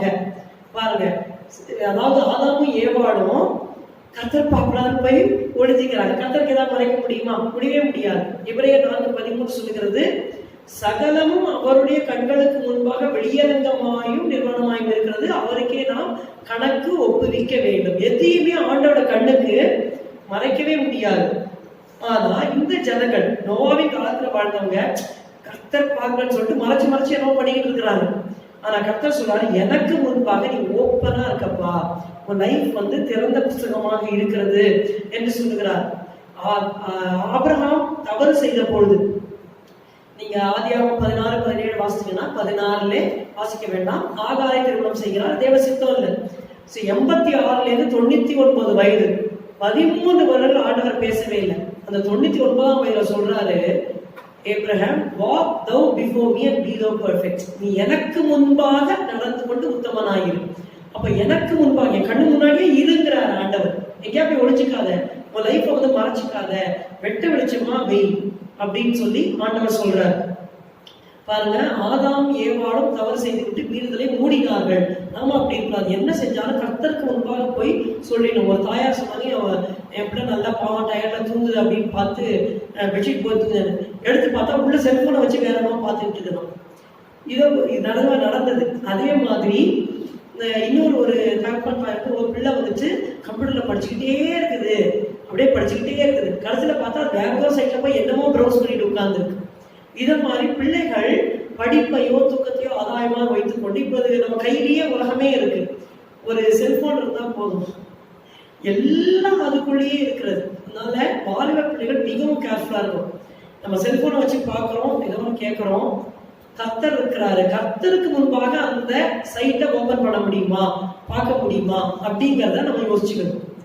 அதுல அருவருப்பு இருக்குமானா உடனே அதை நம்ம எடுத்து போட்டுட்டு, ஆண்டவரே நான் இந்த பாவத்தை பண்ண மாட்டேன், உமக்கு முன்பாக நான் நீதிமானா இருக்கணும், உமக்கு முன்பாக நான் இருக்கணும்னு சொல்லி வரும் பொழுது தேவன் நம்மை ஆசீர்வதிப்பார். நோவாவை ஆசீர்வதித்தார், பலுகு பெருகுன்னு சொன்னார். ஏன்னா his walk was a walk of transparency. மூன்றாவதாக அதே குறிப்பிலே அவர் சொல்லுகிறார், நீங்க அதாவது அந்த ரெண்டாவது பாருங்க, இந்த ஜெனரேஷன், இந்த சந்ததியிலே சொல்லுகிறார். இந்த சந்ததி எந்த சந்ததி, அதான் அவருக்கு என்ன எக்ஸ்பிளைன் பண்ணேன். காயினுடைய சந்ததியும் சேத்துடைய சந்ததியும் எக்ஸ்பிளைன் பண்ணேன். அந்த மோசமான சந்ததி யூதா 14 நம்ம வாசித்தோம். அவபக்தியான வார்த்தைகள் பேசின, அவபக்தியான வார்த்தைகள், அவபக்தியான செயல்கள், அப்படிப்பட்ட ஒரு சந்ததியில நோவா பாருங்க. அதனால சேத்தோட சந்ததி பெரிய சந்ததி தான், அநேக குமாரர்கள் இருக்கிறாங்க. ஆனா அத்தனை பேரும் போயிட்டாங்க. மிகவும் ஆச்சரியமா இருக்கு. காயினோட சந்தையில எல்லாரும் துர்மார்க்கமா போனா அது ஒன்றும் பெரிய ஆச்சரியம் இல்லை. ஏன்னா அவன் கொலைப்பாருங்க, பிள்ளைங்க பேர பிள்ளைங்களா எப்படி இருக்கும், தாத்தாவை போலதான் இருக்கும். அந்த சந்தையிலும் ஒரு லாமைக்கு வராரு. நீங்க நல்லா தெரிஞ்சுக்கணும். ஒரு கவுண்டர் பீட்டி இந்த இடத்துல ஒரு லாமைக்கு நல்ல லாமைக்கு இருக்கிறாரு, அவரோட மகன் தான் நோவா. அங்க ஒரு லாமைக்கு இருக்காரு, எனக்கு தழுமுண்டாக ஒரு வாலிபரை கொன்றேன்ற. கர்த்தர் காயினா காத்தா 7 பழினா எனக்கு 77 பழி சுமரும், யாரை மேல கை போடணும் நான் கொலை பண்ணுவேன் அப்படிங்கிறாரு. பாருங்க எப்படி இருக்காங்க. அப்ப காயினோட சந்ததி பயங்கரமான மோசமான சந்ததி. இந்த இடத்துல நோவாவோட சந்ததி ஃபர்ஸ்ட் கிளாஸ் சந்ததி, சேத்தோட சந்ததி, ஷேம் ஹாம் ஜேஃபத் இந்த சந்ததி. ஆனா இவங்க எல்லாம் அந்த சைடு போயிட்டாங்க. கர்த்தருக்கு எப்படி இருக்கும்னு நினைச்சு பாருங்க. ஒரு சந்ததியா உருப்படியா இருக்கலாம் இல்லையா? இல்ல. நோவா, அவனுடைய மனைவி, 3 குமாரர், 3 மருமக்கள், இவங்க தான் இருக்காங்க. 8 பேர் தான் இருக்கிறாங்க. அதுல ஒருத்தன் தான், இந்த நோவா தான் நீதிமானா இருக்கிறதுனால கர்த்தர் அந்த ஃபேமிலியை பிரித்து எடுக்கிறார். சோ நீங்க சொல்லலாம், நான் மோசமான ஜெனரேஷன்ல இருக்கேன், நோவா காலத்துல என்ன பெரிய பாவமா இருந்தது, நான் இருக்கிற ஜெனரேஷன் உங்களுக்கு தெரியாது, என்னோட டெம்ப்டேஷன் என்னன்னு உங்களுக்கு தெரியாது அப்படின்னு சொல்லலாம். I agree. பட் நாம கர்த்தர் என்ன சொல்றாருன்னா, in this generation you walk before மீன்னு ஆண்டவர் சொல்றார். இந்த சந்ததியில, இந்த கடைசி கால சந்ததியில, மோசமான சந்ததியில, சுற்றி நெருங்கி நிற்கிற பாவம் இருக்கிற சந்ததியில எனக்கு முன்பா நீ இருந்துக்கோ அப்படின்னு ஆண்டவர் சொல்றார். மூன்றாவதாக his walk was a walk of testimony, ஒரு சாட்சியின் வாழ்க்கை. அதே ஆதியாகமம் 7:1 வாசித்தீர்களானால், இந்த சந்ததியில் உன்னை எனக்கு முன்பாக நீதிமானாக கண்டேன். have I seen, நான் கண்டேன்னு சொல்றார். ஏதோ இமேஜினரி இல்ல, நினைச்சுக்கிறது இல்ல. அவர் அலசி ஆராய்ஞ்சு, கர்த்தர் எப்படிப்பட்டவர் இல்லையா, கர்த்தருடைய கண்கள் 7 கண்கள் சொல்லப்பட்டிருக்கு, பூமிக்கும் உலாவுற கண்கள் சொல்லப்பட்டிருக்கு, அக்னி ஜோலையான கண்கள். அவர் சொல்றாரு, என் கண்களால உன்னை பார்த்தப்பா, கண்டேன்னு ஆண்டவர் சாட்சி கொடுக்கிறார். அந்த சாட்சிய மனுஷன் இல்ல, கர்த்தரே சொல்றாரு. என்ன சொல்றாரு? in this generation have I seen that you are righteous அப்படின்னு சொல்லி சொல்றார். for thee have I seen righteous என்று ஆண்டவர் சொல்றார். உங்களைன்னு சொல்லல, நல்லா கவனிங்க, உங்கள் குடும்பத்தை கண்டேன் அப்படின்னு ஆண்டவர் சொல்லல. அவர் சொல்றாரு, இந்த சந்ததியில் உன்னை. ஹல்லேலூயா. the effect or the power of one godly person in a family is extremely great. அதை விவரிக்கவே முடியாது. ஒரு குடும்பத்துல ஒருத்தர் பரிசுத்தமா நீதிமானா தேவனோட நடந்துட்டா அந்த குடும்பத்துக்கு ஆசீர்வாதம் தான். ஹல்லேலூயா. அந்த ஒருத்தர் நிமித்தமாக அந்த குடும்பத்தை ஆண்டவர் காப்பார். அததான் நோவாவுடைய வாழ்க்கையில நம்ம பார்த்தோம். நீங்க சொல்லலாம், எப்படி நீ அந்த சந்ததி அப்படின்னு சொன்னாக்க திரும்பவும் சொல்லுகிறேன். ஆதியாகமம் 30 நீங்கள் வாசித்தீர்களானால், லாமேக்கு நோவாவை பெற்ற பின் 595 வருஷம் உயிரோடு இருந்து குமாரரையும் குமாரத்தைகளையும் பெற்றான். அப்போ அவனுக்கு அநேக சகோதரர்கள் சகோதரிகள் இருந்தாங்க. ஆனா எப்படி இருந்தாங்க? துன்மார்க்கமா இருந்தாங்க. இப்போ ஒருத்தன் தான் நீதிமானா இருக்கான். புரியுங்களா? எப்படி யோசிப்போ அந்த 10 சகோதரர்கள் இருக்காங்க, இவன் ஒருத்தன் தான் நல்லவனா இருக்கான். தானியேல் கைதியாக பாபிலோனுக்கு போனாலும் அந்த இடத்துல he was standing alone, தனியாக நான் என்ன தீட்டுப்படுத்த மாட்டேன். அதே மாதிரி நம்ம சொல்லக்கூடாது இவங்கெல்லாம் இப்படி இருக்காங்க அதனாலதான் நான் இப்படி இருக்கேன் அப்படின்னு நம்ம சொல்றதுக்கு, சாக்கு போக்கு சொல்றதுக்கு இடமே கிடையாது. அங்கதான் நோவா தனித்தன்மையா நிக்கிறார். என் தம்பிகள்லாம் இதை பாவம் பண்றான், என் தங்கச்சிகள்லாம் பண்றாங்க, நான் பண்ணா என்ன அப்படின்னு அவர் கேட்கல. அவர் என்ன பண்ணாரு? தன்னுடைய சாட்சியை காத்து கொண்டார். உலகத்தார் என்ன சொல்லுவாங்க? மெஜாரிட்டி வின்ஸ் அப்படிம்பாங்க. That is the worldly saying, majority wins. எனக்கு தெரிந்த ஒரு சகோதரிகிட்ட நான் வந்து சத்தியத்தை சொல்லி இயேசுவை ஏற்றுக்கோமான்னு சொன்னேன். ஏமா நீ அந்த கோயிலுக்கு போறவங்க இன்னும் கோயிலுக்கு போறாங்க. அது வந்து சரியான ஆளுமா ஒரு லேடி வந்து தன்னை வந்து கடவுளா சொல்லி பெருமை பாராட்டணும். அந்த இடத்துக்கு நீ போறியம்மா? இல்லக்கா, அங்க 1000 ஜனங்க அதுல போறாங்கக்கா, அதனால நான் போறேன். உனக்கு என்னமா தெரியும்? எனக்கு எதுவும் தெரியாதுக்கா, எல்லாரும் போறாங்கக்கா, அதனால போறேன்க்கா. என்னமா நீ இப்படி இருக்கேன்னு கேட்டேன். பாருங்க, இதான் வேர்ல்ட்லி பீப்புளோட மைண்ட் செட். என்னன்னா, கும்பலா போறாங்க, நிறைய பேர் போறாங்க, அதனால அது சரின்னு அவங்க நினைக்கிறாங்க. தவறு. Worldly people say majority wins. No. ஆனா கர்த்தருடைய காரியம் என்னன்னா, நம்ம உண்மையான கிறிஸ்தவர்கள் நாம வந்துட்டு we can be a minority, 1%. minority with God always wins. ஹல்லேலூயா. ஆனா நீங்க தனியா இருக்க காலேஜ்ல, தனியா இருக்க ஸ்கூல்ல எல்லாரும் இதை பண்றாங்க, நானும் போய் சேர்ந்துக்கிறேன், என்னன்னா என்ன வந்துட்டு ஸ்ட்ரேஞ்சா நினைப்பாங்கன்னு சொல்லிட்டு நீங்க கவலைப்பட வேண்டிய அவசியமே இல்லை. கர்த்தருக்கு முன்பாக இருக்கிறீங்க, கர்த்தர் சாட்சி சொல்றாரு, மறக்காதீங்க. கர்த்தர் சொல்றாரு, கண்டே நோவாவை பார்த்து சொல்றாரு, உங்களை பார்த்தும் ஆண்டவர் சொல்வாரு, என் மகனே மகளே, நீ எனக்கு முன்பாக நீதிமானா இருக்கிறத கண்டேன். ஹல்லேலூயா. அவருடைய சாட்சி நமக்கு கிடைக்கிறதா மிகவும் பெரிதானது. So Noah's walk was a walk of tranquility, walk of transparency and a walk of testimony. Secondly, why God blessed Noah? இரண்டாவதாக நோவாவை தேவன் ஏன் ஆசீர்வதித்தார்? Noah's work, அவருக்கு கொடுக்கப்பட்ட வேலையை அவர் செய்து முடித்தார். ஆதியாகமம் 6:22 வாசிங்க. நோவா அப்படியே செய்தான், தேவன் தனக்கு கட்டளையிட்டபடியெல்லாம் அவன் செய்து முடித்தான். 7ஆம் அதிகாரம் 5ஆம் வசனம். நோவா தனக்கு கர்த்தர் கட்டளையிட்டபடியெல்லாம் செய்தான். ஆமென். நோவா அப்படியே செய்தான். என்ன செய்ய சொன்னாரு அப்படின்னா, ஒரு பேழையை உண்டாக்குப்பா, ஜலப்பிரளயத்தினாலே இந்த பூமியை நான் நிக்கிரகம் பண்ண போறேன் அப்படின்னு சொல்லி சொல்றாரு. 6ஆம் அதிகாரத்திலே 7ஆம் வசனத்துல சொல்றாரு, அப்பொழுது கர்த்தர், நான் சிருஷ்டித்த மனுஷனை பூமியின் மேல் வைக்காமல் மனுஷன் முதற்கொண்டு மிருகங்கள், ஊரும் பிராணிகள், ஆகாயத்து பறவைகள் பரியந்தமும் உண்டாயிருக்கிறவைகளை விக்கிரகம் பண்ணுவேன். நான் அவர்களை உண்டாக்கினது எனக்கு மனஸ்தாபமா இருக்கிறது என்றார். ஆமென். அத சொல்லிட்டு சொல்றாரு.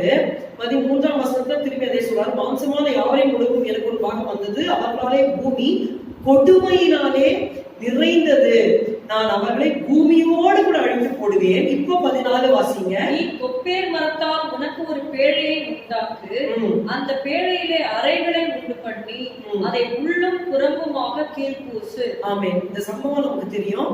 ஒரு பேழையை உண்டாக்குப்பா, உள்ளும் புறமும் கீழ்பூசு. கொப்பேர் மரத்தை எடுத்துக்கோ. அந்த மரத்தை கூட சொல்றாரு, இந்த wood எடுத்துக்கிட்டு இந்த மாதிரி நீளம் அகலம் எல்லா அறைகள் எல்லாம் சொல்லி சொல்றாரு. நோவா அப்படியே செய்தான். தேவன் தனக்கு கட்டளையிட்டபடி எல்லாம் செய்து முடித்தான். நோவா தனக்கு கர்த்தர் கட்டளையிட்டபடி எல்லாம் செய்தான். ஒவ்வொரு தடவையும் ஆல்னு வரும். ஒண்ணு கூட அவர் மிஸ் பண்ணல. அந்த டைமென்ஷன்ல கூட்டமும் இல்லை, குறைக்கவும் இல்லை. எல்லாத்தையும் அழிக்க போறேன், உன்னதான் காப்பாற்ற போறேன்னு சொன்ன உடனே நோவா அப்படியே செய்தார். See his work, Noah's work, he accomplished his work. அதுல 3 குறிப்புகளை உங்களோடு நான் பகிர்ந்து கொள்ள விரும்புகிறேன். முதலாவதாக, he accepted the warning. நீங்க எபிரேயர் எழுதின நிருபம் 11ஆம் அதிகாரம் 7ஆம் வசனம் வாசிப்பீர்களானால், நோவாவை குறித்து, விசுவாசத்தினாலே நோவா தற்காலத்திலே காணாதவைகளை குறித்து தேவ எச்சரிப்பு பெற்று பயபக்தி உள்ளவனாகி தன் குடும்பத்தை ரட்சிப்பதற்கு பேழையை உண்டு பண்ணினார். அதனாலே அவன் உலகம் ஆக்கினைக்குள்ளானது என்று தீர்த்து விசுவாசத்தினால் உண்டாகும் நீதிக்கு சுதந்திரவாளியானார். ஆமென். இந்த விசுவாச வீரர்களின் பட்டியல்ல நோவாவுடைய பேர் இங்கே எழுதப்பட்டிருக்கிறது. அங்கே சொல்லப்பட்டிருக்கிறது, தற்காலத்திலே கானான்களை குறித்து தேவ எச்சரிப்பு பெற்று he received a warning from God. ஒரு எச்சரிப்பு தேவன் கொடுக்கிறார். நம்ம வந்து குழந்தைங்களை பார்த்து இப்படி பண்ணா இப்படி ஆயிடுவ அப்படின்னு நம்ம ஒரு எச்சரிப்பு சொன்னா கான்சிக்வன்ஸா உடனே அவங்களுக்கு கோவம் வந்துருது. நீ இப்படி படிச்சாதான் நல்ல மார்க் வரும், படிக்கலன்னா இப்படி ஆயிடுன்னு சொன்னா உடனே அவங்களுக்கு அவ்வளவுதான். நம்ம எதுவும் சாபம் போடல, we tell them the consequence of doing things. ஆனா அதை கூட ஏற்றுக்க மனசு இல்லை. ஒருத்தங்க நம்மளை எச்சரிக்கிறாங்கன்னா அவங்க நம்மளை நேசிக்கிறாங்கன்னு அர்த்தம். தேவன் நோவாவை நேசிச்சார், அதனால்தான் எச்சரிக்கிறார். நோவா நீ பேழைய உண்டு பண்ணலாம், இவங்களோட கூட சேர்ந்து அழிஞ்சு போயிடுவேன், நான் அழிக்க போறேன், தப்பிச்சுக்கிடுமா பேழைய உண்டாக்கு. அப்போ இந்த இடத்துல பாக்குறோம், தற்காலத்தில் காணாதவர்களை குறித்து தேவ எச்சரிப்பு பெற்று தேவன் நோவாவை ஆசீர்வதித்தார்னா என்ன ஆசீர்வாதம்? எச்சரிப்பு தான் ஆசீர்வாதம். நீங்க என்ன ஆசீர்வாதம் கேட்கறாங்க? நான் உன்னோடு இருக்கிறேன், கண்ணீரை துடைப்பேன், உனக்கு கார் தருவேன், பங்களா தருவேன், இதுதான் ஆசீர்வாதம்னு விசுவாசிங்க நினைக்கிறாங்க. பணம் தான் ஆசீர்வாதம், அது இல்ல. ஆசீர்வாதம் என்ன? கர்த்தருடைய வார்த்தை மூலமா நம்ம எச்சரிக்கிற வார்த்தை வருமானா அதுதான் உண்மையான ஆசீர்வாதம். நம்மை மனம் திரும்ப வைக்கிற வார்த்தைகள் தான் உண்மையான ஆசீர்வாதம். அவன் என்ன சரி தேவ எச்சரிப்பு பெற்று பய பக்தி உள்ளவனாகி, ஆங்கிலத்துல சொல்லப்பட்டிருக்கு he moved with fear. அவனுடைய இருதயமே அசந்திருச்சு பயத்துல. பய பக்தி உள்ளவனாகி தன் குடும்பத்தை ரட்சிப்பதற்கு பேழையை உண்டு பண்ணினான். to the saving of his house. தன்னுடைய குடும்பத்தை ரட்சிப்பதற்கு. பாருங்க, லோத்துக்கும் எச்சரிப்பு வந்தது. நம்ம ஆராய்ச்சி பார்க்கணும். வேதத்தை பார்க்கும் பொழுது லோத்துக்கும் எச்சரிக்கிறாரு, பார்ப்பா அக்கையும் கண்ணகம் வச்சு சோதனை ஆண்டவர் அழிக்க போறாரு. இவன் போய் மருமக்கள்கிட்ட, தன் பெண் பிள்ளைகளை திருமணம் செய்ய போற மருமக்கள்கிட்ட போய் பேசலாம், அழிக்க பார்ப்பாரு. இவன் சொல்றத பார்த்தா, லோத்து சொல்றத பார்த்தா மருமக்கள்மாருக்கு சிரிப்பு வருது. தேவன் சோதமையும் குமாராவே அழிக்க போறாடான்னு சொல்லிட்டு பரியாசம் பண்ணி சிரிக்கிறாங்க. ஏன்னா அழிக்க போறான்னு சொல்லிட்டு ஒரு மெல்லமா நடந்துட்டு இருக்கிறாரு. இன்னும் தாமதம் ஆடிக்கிட்டே இருக்கிறாரு. இப்படி வீட்டுக்குள்ளேயே உலகிறாரு போல இருக்கு. பார்த்தாங்க தேவதர்கள், என்னப்பா இவற்றை சொன்னா காரியம் நடக்காதுன்னு சொல்லி லோத்தோட கரத்தையும் மனைவியோட கரத்தையும் 2 பெண் பிள்ளைகளுடைய கரத்தையும் பிடித்து ஊருக்கு வெளியே கொண்டு போய் விட்டார்கள். அப்புறம் சொல்றாங்க, ஓடிப்போ, ஜீவன் தப்ப ஓடிப்போ. முன்னாடியே அந்த கேட்டதா நடந்து போயிருக்கலாம். இவங்க லேட் பண்ணிக்கிட்டே இருந்ததுனால இப்ப time of judgment is very near, அதனால ஓடு அப்படின்னு சொல்ல வேண்டிய நிலைமையாய் போச்சு. நடக்கவே முடியாது இனிமே அவங்க. Because they tarried, he tarried. லோத்து எச்சரிப்பு பெற்றான், ஆனா ஆக்ட் பண்ணல. அப்போ நமக்கு எச்சரிப்பு வந்தோட சந்தோஷமாயிடலாம், எனக்கு எச்சரிப்பு வந்துருச்சு, தேவன் நேசிக்கிறார். எச்சரிப்பு வந்தது, நாம எப்படி ஆக்ட் பண்றோம் அதான் ரொம்ப முக்கியம். he moved with fear and prepared and walked the saving of his house. பயபக்தி உள்ளவனாகி தன் குடும்பத்தை ரட்சிப்பதற்கு பேழையை உண்டு பண்ணினான். So he accepted the warning. நீங்கள் தேவனுடைய எச்சரிப்பை ஏற்றுக்கொள்கிறீர்களா அல்லது கேட்டுட்டு காத்துல பறக்க விட்டுறீங்களா? நம்ம அதை சோதித்து பார்க்கணும். தேவ எச்சரிப்பு கிடைச்சு சந்தோஷப்படாதீங்க. கர்த்தர் எச்சரிக்கிறார் ஆண்டவர். இந்த கொள்ளை நோய் நமக்கு எச்சரிப்பு தான். மத்தேயு 24 பார்ப்போம், கடைசி நாட்களில் அநேக இடங்களில் வசனம் சொல்லுது, அநேக இடங்களில் பூமி எதிர்ச்சிகளும் பஞ்சங்களும் கொள்ளை நோய்களும் உண்டாகும். இவையெல்லாம் வேதனைக்கு ஆரம்பம். இதெல்லாம் சம்பவிக்க தொடங்கும் பொழுது உங்கள் மீட்பு சமீபமாக்கிறதுனால தலைகளை உயர்த்துங்கள் என்றெல்லாம் சொல்லியிருக்கிறார். எல்லாத்தையும் நம்ம வந்துட்டு அறிஞ்சிருக்கணும். கடைசி காலத்துல வந்துட்டோம். எப்ப வேணா ஆண்டவர் வருவார். இப்ப நம்ம கிருபையை பிடிச்சுக்கணும்.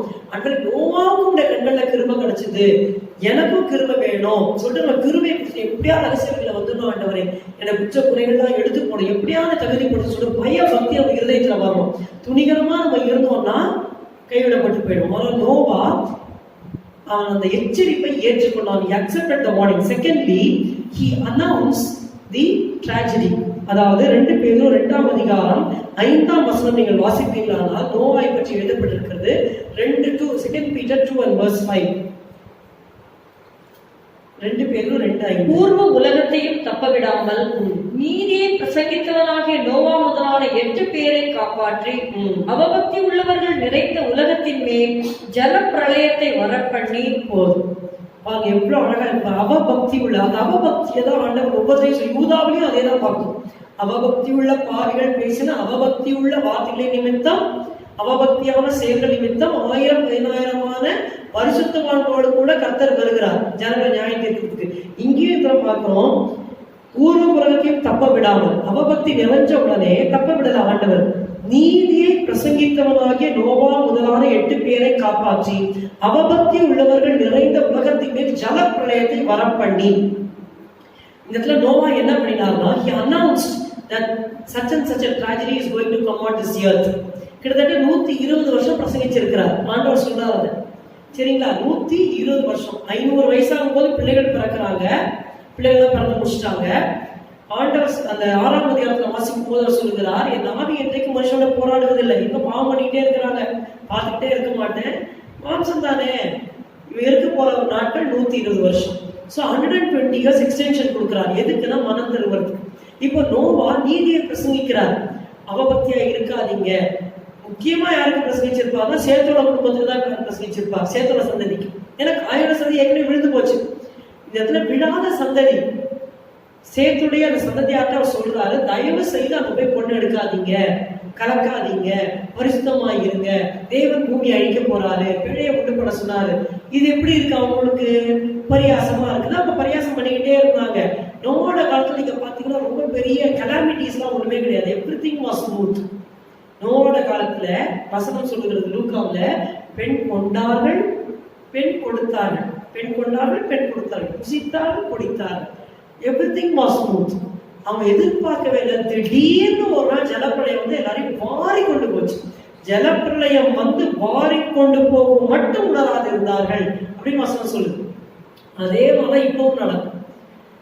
நம்ம காலத்திலையும் கல்யாணம் பண்ணுவாங்க, சந்தோஷமா இருப்பாங்க, பார்ட்டி இருக்கும், டான்சிங் இருக்கும், எல்லாம் ஸ்மூத்தா போயிட்டே இருக்கும். திடீர்னு வரும் பாருங்க ரகசியம் வருக. நம்ம எதிர்பார்க்காத நேரம் ஆண்டவரா இயேசு கிறிஸ்து மத்தியாகத்துல வந்து மனவாடி கொண்டு போவார், வாரிக்கிட்டு போயிடும். அவ்வளவுதான். ஆகையினால நம்ம வந்துட்டு ஏதோ பெரிய சயின்ஸ், பெரிய பெரிய அடையாளங்கள் வந்ததுக்கு அப்புறம் தான் இயேசு வருவார் நினைச்சு கூடாது. எல்லாம் அப்படி போயிட்டே இருக்கும். திடீர்னு ஆண்டவர் வந்து விடுவார். So Noah was a preacher of righteousness. He announced the tragedy. ஆனா ஒருத்தர் கூட மனம் திரும்பாரு. சரிங்களா? அவர் என்ன சொல்லியிருப்பாருன்னா, நான் பேழைய உண்டு பண்றேன், பேழைக்குள்ள பிரவேசிங்கன்னு சொல்லியிருக்க மாட்டார் மோஸ்ட்லி. ஏன்னா ஆண்டவர் வந்து பேழைய அவருக்காகவும் அவர் குடும்பத்துக்காகவும் அந்த மிருக ஜீவன்களுக்காகவும் உண்டு பண்ண சொன்னார். இவர் பிரசங்கிச்சுட்டு இவர் என்ன சொல்லியிருப்பாரு, நீயும் உனக்கு ஒரு பேழையை உண்டு பண்ணிக்கோன்னு சொல்லியிருப்பாரு. நான் அப்படி நினைக்கிறேன். ஏன்னா அந்த பேழையில அவங்களுக்கு மட்டும் தான் இடம் இருக்கு. கர்த்தர் சொன்னாரு, உனக்கும் குடும்பத்துக்கும் அந்த மிருக ஜீவனுக்கும் ஒரு பேழையை உண்டாக்கிட்டார். ஸோ அந்த சைஸ் அவங்களுக்கு தான். எவ்வளவோ ஸ்பீஷீஸ் உள்ள வரணும். ஸோ அவங்களுக்கு தான் அந்த அறைகள் எல்லாம். இப்போ நோவா பிரசங்கிக்கும் போது என்ன சொல்லியிருப்பாரு, மனம் திருங்க, பேழையை உண்டாக்குங்க, ஜலப்பிழையை வந்து வாரி போகுதுன்னு அவர் பிரசங்கிச்சிருப்பாரு. இப்போ எவனாவது மனம் திரும்பி இருந்தா நிச்சயம் இன்னொரு பேழையை உண்டாக்கி அவனும் தப்பிச்சிருப்பான். அதே தான் பாருங்க, இந்த புதிய ஏற்பாட்டு காலத்துல கர்த்தர் சொல்றாரு, என்டர் தி ஆர்க்னு சொல்றாரு. நம்ம வந்து தனித்தனியா பேழையை உண்டு பண்ண வேண்டாம். ஏற்கனவே பிதாவாகிய தேவன் பேழையை உண்டு பண்ணி வச்சிட்டார். அந்த பேழை தான் நம்முடைய ஆண்டவராகிய இயேசு கிறிஸ்து. என்ன சொல்றாரு, enter the ark thou and thy family. இந்த பேழைக்குள்ள பிரவேசிங்க, நீயும் உன் குடும்பம் இந்த பேழைக்குள்ள பிரவேசிங்கன்னு ஆண்டவர் சொல்றாரு. கிறிஸ்துவுக்குள்ள பிரவேசிங்கன்னு சொல்றாரு. அததான் வந்துட்டு பேதுரு நம்ம வாசிக்கிற 1 பேதுரு 3ஆம் அதிகாரம் 20ஆம் வசனம் வாசித்தீர்களானால், அந்த ஆவிகள் பூர்வத்திலே நோவா பேழையை ஆயத்தம் பண்ணும் நாட்களிலே தேவன் நீடிய பொறுமையோட காத்திருந்த போது கீழ்ப்படியாமல் போனவைகள் அந்த பேழையிலே சிலராக 8 பேர் மாத்திரம் பிரவேசித்து ஜலத்தினாலே காக்கப்பட்டார்கள். அதற்கு ஒப்பனையான ஞானஸ்நானமானது மாம்ச அழுக்கை நீக்குதலாயிராமல் தேவனை பெற்றும் நல் மனசாட்சியின் உடன்படிக்கையாயிருந்து இப்பொழுது நம்மையும் இயேசு கிறிஸ்துவினுடைய உயிர்த்தெழுதலினால் ரட்சிக்கிறது. ஆமென். அப்போ இந்த ஜலப்பிரளயத்தை இந்த பேழைக்குள்ள பிரவேசிக்கிறத ஆண்டவர் ஞான ஸ்நானத்துக்கு ஒப்பனையாக சொல்லுகிறார். அதற்கு ஒப்பனையான ஞானஸ்நானமானது பாருங்கள், பூர்வத்திலே நோவா பேழையை ஆயத்தம் பண்ணும் நாட்களிலே there was a time for Noah to prepare that very big ark. அந்த பேழையை உண்டு பண்ணிட்டு இருக்கிறாரு. தேவன் நீடிய பொறுமையில காத்திருக்கிறார். 120 வருஷம் காத்திருக்கிறார். ஆனா இவர் கீழ்ப்படியவில்லை. கீழ்ப்படியாமல் போனவர்கள் அந்த பேழையிலே சிலராகிய 8 பேர் மாத்திரம் பிரவேசித்து ஜலத்தினாலே காக்கப்பட்டார்கள். அதற்கு ஒப்பனையான ஞானஸ்நானமானது. பிரியமானவர்களே, நீங்க யாராவது நம்ம சபையால ஞானஸ்நானம் எடுக்காம இருந்தீங்கன்னா இருதயத்தை கடினப்படுத்தாதபடி ஆண்டவருக்கு முழுமையா வாழ்க்கை ஞானஸ்நானம் எடுங்க. பாவங்களை அறிக்கை செய்து யோர்தான் நதியில் ஞானஸ்நானம் எடுத்தாலும் நம்ம வாசிக்கிறோம். விரியன் பாம்பு குட்டிகளே, வரும் கோபத்துக்கு தப்பித்துக் கொள்ள உங்களுக்கு வகை காட்டுகிறவன் யாருன்னு யோவான் கேட்டார். ஒரு தேவ கோபம் இந்த பூமியை நோக்கி வந்து கொண்டிருக்கிறது. நம்ம உண்மையாவே கடைசி நாட்கள்ல இருக்கிறோம். சாதாரண இந்த கொரோனா வைரஸ் வந்து எத்தனை பேர் செத்துட்டாங்க? 4 லட்சம் பேர் செத்துட்டாங்க. பாருங்க, நம்ம இன்னும் உயிரோடு இருக்கும், கர்த்தருடைய கிருபை. ஆனா தேவ கோபம் வந்துகிட்டே இருக்கு. It is being accomplished. சின்ன சின்னதா நடந்துகிட்டே இருக்கு. ஆங்காங்கே பூமி எதிர்ச்சிகளும் பஞ்சங்களும் கொள்ளைகளும் நடந்துகிட்டே இருக்கு. இறந்துகிட்டே இருக்கிறாங்க ஜனங்க. கடைசி ஜெனரேஷன்ல நம்ம இருக்கிறோம். நம்ம வந்துட்டு கட்டாயமா இது வரைக்கும் நீங்க நான் இயேசு ஏத்துக்கிட்டு அவன் ஞானஸ்தானம் எடுக்கலன்னு சொன்னா தயவு செய்து ஒப்பு கொடுத்து ஞானஸ்தானம் பெற்றுக் கொள்ளுங்கள். ஏனால் வரும் கோபத்துக்கு தப்பித்துக்குள்ள உங்களுக்கு வகை காட்டுகிறவன் யார்? தேவ கோபம் நமக்கு நோக்கி வந்திருக்கிறது. இப்பொழுது ஆண்டவராகிய இயேசு கிறிஸ்து ஆட்டுக்குட்டியாக அமைதியாக நீடிய பொறுமையோட காத்துக் கொண்டிருக்கிறார். ஆனால் ஒரு நாள் வரும், அவர் யூதராஜ சிங்கமாக கர்ஜிப்பார், நியாயாதிபதியாக வருவார். இன்றைக்கு அவர் மன்னிக்கிறவர், நாளைக்கு அவர் நம்முடைய நியாயாதிபதி. இன்றைக்கு நம்முடைய பாவங்கள் நாம் செய்துவிட்டால் வழக்காடி நம்மை விடுதலையாக்குகிறவர். ஆனால் நாளைக்கு மன்னிப்பே கிடையாது. அவர் நியாயாதிபதியாக இருந்து நியாயம் செய்து நம்மை தள்ளிவிடுவார். ஆகையினால இன்றைக்கு குமாரன் கோபம் கொள்ளாமல் வழியிலே நீங்கள் அழியாமலும் இருக்கும்படிக்கு அவரை முத்தம் செய்யுங்கள். கொஞ்ச காலத்திலே அவருடைய கோபம் பற்றி எரியும். அவரை அண்டிக் கொள்கிற யாவரும் பாக்கியவான்கள். சங்கீதம் 2:12 வாசிக்கிறோம். ஆகையினாலே Noah he announced the tragedy. ஏன் நோவாவை ஆண்டவர் ஆசீர்வதித்தார்? accepted the warning. முதல்ல தனக்கு தன் குடும்பத்திற்கு அந்த எச்சரிப்பை எடுத்துக்கொண்டார். தனக்கு தன் குடும்பத்துக்கு. பிற்பாடு அந்த டிராஜடி நடக்க போறத மற்றவங்களுக்கு அவர் அறிவித்தார். மூன்றாவதாக அதே குறிப்பில் he accomplished the task. தன்னோட குடும்பத்துக்கு சத்தியத்தை சொன்னது மட்டுமல்ல, அந்த பேழையை கட்டி முடித்தார். மழை வரல, ஒரு சைன் இல்ல. அதான் எபிரேயர் 11:7 தற்காலத்திலே காணாதவைகளை குறித்து. அது வரைக்கும் அந்த மாதிரி ஒரு டெல்யூஜ், அந்த மாதிரி ஒரு ஃப்ளட்டை யாரும் கண்ணால பார்த்ததே இல்லை. அதனால சொன்னா அவங்களுக்கு எப்படி இருக்கு? சிரிப்பா இருக்கு. இப்போ வானத்துல இருந்து நட்சத்திரம் விழும், எட்டிய போல கசப்போம், தண்ணியெல்லாம் ரத்தமா மாறும்னு சொன்னா ஜனங்க நம்புவாங்களா? இது வரைக்கும் நடக்கலையே, தண்ணி ரத்தமா மாறுது, யாரும் பார்க்கலையே, நம்ப மாட்டாங்க. ஆனா பைபிள்ல எழுதியிருக்கு, இனி வரப்போகிறது. முன்னாடி தண்ணினால அழிச்சாரு, இனிமே அக்னியால அழிக்க போறாரு. வானத்தின் சத்தங்கள் அசைக்கப்பட்டு எல்லா இடத்துல விழ போறது. இந்த பூமி பயங்கரமா அழிஞ்சு கொண்டே போறது. இப்போ 7 பில்லியன் இருக்காங்க, திடீர்னு 1.5 பில்லியன் பேர் இறந்துருவாங்க. வேதத்துல இருக்கு. 4 பகுதியில ஒரு பகுதி மக்கள் இறந்து போவார்கள். பிணங்களை அடக்கம் பண்ண கூட இடம் இருக்காது, எல்லாம் அப்படியே எரியப்படும். சோ அந்த மாதிரி ஒரு காலகட்டத்துக்குள்ள நம்ம போறோம். தண்ணினால அழிச்சாரு, இனிமே அழிக்க மாட்டேன்னு சொன்னாரு. அப்படின்னா அக்னியால அழிக்க போறேங்கிறத உறுதிப்படுத்திட்டாரு. அதுக்கு நம்ம தப்பணும்னா நம்ம கர்த்தர் சொன்ன மாதிரி கிறிஸ்துவின் ஆகிய அந்த பேழைக்குள்ள ஞானஸ்தானத்தின் மூலமாக பிரவேசித்து சபையிலே ஐக்கியமாகி நம்மை காத்துக்கொள்ள வேண்டும். மூன்றாவது சொல்லி முடித்திருக்கிறேன். ஏன் ஆண்டவர் நோவாவை ஆசீர்வதித்தார்? நோவாஸ் வர்ஷிப், நோவாவுடைய ஆராதனை. இது கொஞ்சம் டீட்டெயிலா எடுத்தா உங்களுக்கு புரியும். இதுல 3 காரியங்கள் இருக்கிறது. His patience waiting, his partnership and his praise. அவர் பொறுமையாக காத்திருந்தார், தேவனோடு அவர் சேர்ந்து கொண்டார், பார்ட்னரா இருந்தார். மூன்றாவதாக தேவனை துதித்தார். பாருங்கள், நமக்கு தெரியும் 40 நாள் பூமியில ஜலப்பிரளயம் வந்தது என்று சொல்லி ஆதியாகமம் 8 முதல் 12 வசனங்களை வாசிக்க வேண்டும். நேரம் அல்ல, தயவு செய்து நீங்க வீட்டுல இருக்கும் பொழுது இந்த 12 வசனங்களை நீங்கள் வாசிப்பீர்களானால் ஒரு காரியத்தை நாம் புரிந்து கொள்கிறோம். இந்த ஜலப்பிரளயம் எப்பொழுது ஆரம்பித்தது என்று சொன்னால் ஆதியாகமம் 7:11 வாசித்தீங்கன்னா நோவாவுடைய 600ஆம் வயதாகும் போது 2ஆம் மாதம் 17ஆம் தேதி. So February 17 நீங்க அப்படி ஜஸ்ட் ஞாபகம் வச்சுக்கோங்க. When Noah was 600, February 17 அப்படி ஞாபகம் வச்சுக்கோங்க. ஆனா ஒரு வாரம் முன்னாடியே பேழைக்குள்ள அமைச்சிட்டாரு. பேழைக்குள்ள போங்கன்னு சொல்லிட்டு கதவை சாத்திட்டாரு. 7 நாள் சும்மா உட்காந்துருக்காங்க. பிரளயம் வந்த பாடு இல்ல. 7 நாள் முன்னாடியே அமைச்சு கதவை சாத்திட்டாரு. வெளியில இருக்கிறவங்க என்ன கெட்டல் பண்ணிருப்பாங்க, நிச்சயம் ஒரு காதலை கேட்டுருவோம். பாரு, மழையே பேர உள்ள போய் உட்காந்துட்டாங்களா போட்டுக்குள்ள.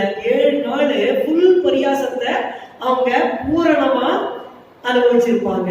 சரிங்களா? அப்போ 7ஆம் மாதம் 10ஆம் தேதியிலே உள்ள போயிட்டாங்க. ஆனா 2ஆம் மாதம் 10ஆம் தேதியில உள்ள போனாங்க. நோவோட 600ஆம் வருஷத்துல 2ஆம் மாதம் 17ஆம் தேதியில தான் அந்த ஆழத்தின் ஊற்றுக்கள். இப்ப 7:11 இப்ப வாசிக்க புரியும். Genesis 7:11. நோவாவுக்கு 600ஆம் வயதாகும் வருஷம் 2ஆம் மாதம் 17ஆம் தேதியாகிய அந்நாளிலே மகா ஆழத்தின் ஊற்றுக்கண்கள் எல்லாம் பிளந்தன, வானத்தின் மதகுகளும் திறவுண்டன. 12 40 நாள் இரவும் பகலும் பூமியின் மேல் பெருமழை பெய்தது. ஆமென். So 40 days and 40 nights தான். முடிச்ச உடனே வெள்ளம் வந்துட்டாங்களா அப்படின்னு பாத்தீங்கன்னா மழை தான் பெஞ்சு முடிஞ்சதே ஒழிய, அதுக்கப்புறம் இந்த 40 நாள் மழை பெஞ்சு முடிச்சதுக்கு அப்புறம் தண்ணி இன்க்ரீஸ் ஆகிட்டே இருந்ததுன்னு பைபிள் சொல்லுது. அதை நீங்க 7th chapter வாசிக்கலாம் தெரியும். மழை பெஞ்சு முடிஞ்சிருச்சு, but the water kept on increasing till all the high hills were covered under heaven. வானத்தின் கீழ் இருக்கிற எல்லா மலைகளுடைய சிகரங்கள் எல்லாம் மூடப்படத்தக்கதாக ஜலம் பெருகிக் கொண்டே வந்தது, அதிகமா பெருகிட்டே வந்ததுன்னு சொல்லப்பட்டிருக்கு. ஆகையினால் 40 நாளோட அந்த இது முடியல. எப்போ இங்க வெளியில வந்தாங்க? ஆதியாகமம் 8:14 வாசிங்க. 2ஆம் மாதம் 27ஆம் தேதியிலே பூமி காய்ந்திருந்தது. அப்பொழுது தேவன் நோயை நோக்கி வெளியே வாங்கன்னு சொன்னார். சோ நீங்க கால்குலேட் பண்ணீங்கன்னா 1 year and 10 days, சரிங்களா? 1 year and 10 days, அதாவது அந்த ஒரு வருஷம் உள்ள 17ஆம் தேதி உள்ள போனாங்க, 27ஆம் தேதி 2ஆம் மாசம் 27ஆம் தேதி வெளில வராங்க. ஸோ ஜஸ்ட் ஃபார் கால்குலேஷன் ஒரு வருஷமும் 10 நாட்களும் உள்ளே இருக்கிறாங்க. இதுல என்ன பொறுமை இருக்கு? நிச்சயமா அதே ஒரே குடும்பத்துல அந்த 7 பேரை பார்த்துக்கிட்டு ஒருத்தரை பார்த்துக்கிட்டு அந்த அனிமல்ஸை பார்த்துக்கிட்டு சாப்பாடு கொடுத்து தண்ணி கொடுத்து அவர் வந்து வச்சுக்கிட்டே இருக்கிறாரு. இப்போ வந்துட்டு ஜனம் அடைஞ்சுக்கிட்டே வருது. அராத் மலையில உட்கார்ந்துருச்சு, ஆனா பூமி இன்னும் காயல. அராத் மலையில இருக்கிறாங்க, தண்ணி கொஞ்சம் கொஞ்சமா இறங்குது. காக்கா விடுறாரு, புறா விடுறாரு, அப்புறம் விடுறாரு. 3ஆவது புறா விட்ட போதான் புறா திரும்பி வரல. இந்த சம்பவத்தை நீங்க 8ஆம் அதிகாரத்துல வாசிக்கலாம். பாருங்க 13ஆம் வசனம் 8:13 வாசிச்சீங்கன்னா, அவனுக்கு 601 வயதாகும் வருஷத்தில் முதல் மாதம் முதல் தேதியிலே பூமியின் மேல் இருந்த ஜலம் வற்றி போயிற்று. நோவா பேழையின் மேல் தட்டை எடுத்து பார்த்தான், பூமியின் மேல் ஜலம் இல்லாதிருந்தது. பூமியின் மேல ஜலம் இல்ல. என்னைக்கு? முதல் மாதம் முதல் தேதி 601ஆம் வருஷத்திலேயே பூமியில ஜலம் இல்ல. வச்சு மேல் தட்டை எடுத்து கூட பார்த்துட்டாரு அவர். நல்லா கவனிங்க, மேல் தட்டை கொஞ்சம் இமேஜின் பண்ணி தான் புரிஞ்சிடும். மேல் தட்டை தட்டி எடுத்தே பார்த்துட்டாரு. ஏன்னா தண்ணி வராதபடி கம்ப்ளீட்டா மூடிட்டாரு. மழையெல்லாம் பெஞ்சது இல்லையா, கம்ப்ளீட்டா கீழ் பூச்சி எல்லாம் மூடி கம்ப்ளீட்டா மூடி வச்சிருந்தாரு. இப்போ முதல் மாதம் முதல் தேதி 601ஆம் வருஷத்துல எல்லாரையும் தட்டி எடுத்து பார்த்தா என்ன சொல்லப்பட்டிருக்கு? பூமியின் மேல் ஜலம் இல்லாதிருந்தது. உடனே இறங்கி பூச்சி ஓடி வந்துடல, வெயிட் பண்றாரு. 2ஆம் மாதம் 27ஆம் தேதியிலே பூமி காய்ந்திருந்தது. அப்பவும் வந்துடல. அப்பொழுது தேவன் நோவாயை நோக்கி, நீயும் உன்னோடே கூட மனைவியும் குமார் என்பதை விட்டு பேழையை விட்டு புறப்படுங்கள். கர்த்தருடைய வார்த்தை வர்ற வரைக்கும் பொறுமையா உட்காந்துருக்கா. நம்மளா இருந்தா எப்பா உட்கார்ந்தது போதுடா சாமி காந்திச்சு சொல்லிட்டு உடனே எல்லாம் தட்டி வாங்க வெள்ளம் வந்திருக்கும். ஆனா actually he waited 56 more days till the Lord would say come out. புறப்படுங்கள்னு சொல்ற வரைக்கும் 56 நாள் எக்ஸ்ட்ராவா உட்கார்ந்துருக்கிறாங்க பேழைக்குள்ள. நம்ம உட்கார்ந்துருப்போமா? அதுதான் நோவாவுடைய பொறுமை. சோ கர்த்தர் நம்ம நடத்துக்கிறப்ப அதில் சில சமயம் நம்ம மாம்சத்துல நம்ம குதிப்போம், செஞ்சுக்கணும், அதை பண்ணிடணும். கர்த்தருடைய ஆவியானவர் நம்ம நடத்துறதுக்கு முன்னாடி நம்ம தகத்தக்கார குதிக்காம பொறுமையா இருந்து ஆண்டவர் சொல்றாரான்னு பார்த்து செஞ்சா அது ஆசீர்வாதமா இருக்கும். ஏன்னா கண்ணால பார்க்கும்போது பூமி காஞ்சுதான் இருந்தது. ஆனா ஒருவேளை அவர் இறங்கினதா சொன்ன ஒருவேளை அடியில தண்ணி இருந்து காலு புதை சேருக்குள்ள மாட்டி இருக்கணும். புரியுதுங்களா? அதனால கர்த்தருக்கு தெரியும் கம்ப்ளீட்டா எப்போ காயுது, when it is safe to come out. அதனால புறப்படுங்கள்னு ஆண்டவர் சொல்ற வரைக்கும் 56 நாள் எக்ஸ்ட்ராவா உள்ளே உட்கார்ந்துருக்கிறாங்க. எவ்வளவு பொறுமை பாருங்க. So is patiently he waited for the Lord. ரெண்டாவது பார்ட்னர்ஷிப். இதை எப்படி சொல்லுகிறேன்? எபிரேயர் 11:7 நம்ம வாசிச்சிட்டோம். தற்காலத்தில் காணாத குறித்து தேவ எச்சரிப்பு பெற்று பயபக்தி உள்ளவனாகி தன் குடும்பத்தை ரட்சிப்பதற்கு பேழை உண்டாக்கினான். அதனாலே அவன் உலகம் ஆக்கினைக்குள்ளானதென்று தீர்த்து விசுவாசத்தினால் உண்டாகும் நீதிக்கு சுதந்திரவாளியானான். ஆமென். உலகத்தை ஆக்கினைக்குள்ளாக தீர்த்தான். பாருங்க, நான் உங்ககிட்ட ஏற்கனவே ஆதியாகமம் 5ல உங்களுக்கு நான் வாசிச்சு காமிச்சேன். நோவாவை பெற்ற பின்பு லாமேக்கு அநேக குமாரர்கள் பெற்றுப்பட்டார். Noah is first born. பின்னாடி எத்தனையோ தம்பிங்க தங்கச்சிங்க இருக்கிறாங்க. ஒவ்வொரு தம்பி தங்கச்சிக்கும் கல்யாணம், இவருக்கு கல்யாணம் ஆகி குழந்தைங்க பிறந்தா அவங்களுக்கு கல்யாணம் இருக்கிற மாதிரி அவங்களுக்கு கல்யாணம் ஆகி அவங்களுக்கும் குழந்தைங்க இருக்குது. அப்ப எவ்வளவு நேசிச்சிருப்பாங்க, எல்லாரும் சொல்லிருப்பாங்க பெரியப்பா பெரியப்பா பெரியமா அப்படின்னு சொல்லிட்டு எல்லாம் ஓடி ஓடி ஓடி விளையாடி இருப்பாங்க இல்லையா? எவ்வளவு அன்பா இருந்திருப்பாரு நோவா. ஆனா இப்ப நம்ம பாக்குறோம் ஜலப்பிரளயத்துல அவங்க அப்பா இறந்துட்டார். லாமேக்கு எப்போ இறந்தாருன்னா ஜலப்பிரளயம் வர்றதுக்கு 5 வருஷம் முன்னாடி இறக்குறாரு. மெத்தூசலா கரெக்டா அந்த ஏர் இறக்குறாரு. கவனிங்க, மெத்தூசலா தாத்தா, அவர் அந்த ஜலப்பிரளயம் வர்ற வருஷத்துலதான் இறக்குறாரு. இறந்தவன ஜலப்பிரளயம் வருது. ஆனா லாமேக்கு மெத்தூசலா இறக்கிறதுக்கு முன்பாகவே 5 வருஷம் முன்னாடி இறந்துடுறாரு. புரியுதுங்களா? சோ மெத்தூசலா லாமேக்குடைய மரணத்தை பார்த்துட்டு 5 வருஷம் கழிச்சு அவர் இறக்குறாரு. அந்த வருஷத்துல தான் ஜலப்பிரளயம் வருது. சோ நீங்க பாருங்க, அப்ப நோவாவுக்கு எப்படி இருக்கும், சொந்த தம்பி தங்கச்சியா இருக்கும்போது எப்படி இருக்கும், எவ்வளவு அன்பு கொடுத்திருப்பார். ஆனா வசனம் என்ன சொல்றது, எபிரேயர் 11:7 உலகம் அதனாலே உலகம் ஆக்கினைக்கு உள்ளானது என்று தீர்த்து, he judged the world is condemned, it is wrong அப்படின்னு தீர்த்து விசுவாசத்தினால் உண்டான நீதி சொல்றான். he went and joined his hands with God. கர்த்தருக்கு விரோதம் இரண்டாவது என்ன நிகழ்ச்சி அழிச்சிங்க, ஏன் காப்பாத்தல அப்படின்னு அவன் கேட்கல. கர்த்தரோட சைட்ல போய் நின்றுகிட்டான். கர்த்தரோட சைட்ல போய் நின்றுகிட்டு அவங்க கீழ்ப்படியில ஆண்டவரே அதனால அழிச்சிட்டாங்க, நான் உங்க சைட் தான். See, we have to take our sides with God. என்ன தீமை நடந்தாலும் நம்ம கர்த்தருக்கு விரோதமா நம்ம பேசக்கூடாது. தீமை போல நம்ம காரியங்கள் இருந்தா உண்மையாவே தீமையா இருந்தா கூட பரவாயில்ல, நம்ம ஏன் கர்த்தர் இப்படி பண்ணார், ஏன் கர்த்தர் கைவிட்டார் அப்படின்னு சொல்லாம கர்த்தர் சைட்ல போயிட்டு ஆண்டவர் உங்களோட பார்ட்னர் ஆண்டவரே, நீங்க என்ன செஞ்சாலும் நியாயமா நீதியா செய்வீங்க சொல்லி கர்த்தரோட நம்ம சேர்ந்து கொள்ள வேண்டும். மூன்றாவதாக பிரைஸ். இவ்வளவு நடந்து முடிந்ததுக்கு அப்புறம் நோவா பேழையை விட்டு வரார். கடைசியாக இதை வாசித்து முடிப்போம். ஆதியாகமம் 8:20-21 வாசியுங்கள். அப்பொழுது நோவா கர்த்தருக்கு ஒரு பலிபீடம் கட்டி சுத்தமான சகல மிருகங்களையும் சுத்தமான சகல பறவைகளையும் சிலவற்றை தெரிந்து கொண்டு அவைகளை பலிபீடத்தின் மேல் தகன பலிகளாக பலியிட்டார். சுகந்த வாசனையை கர்த்தர் உணர்ந்தார்.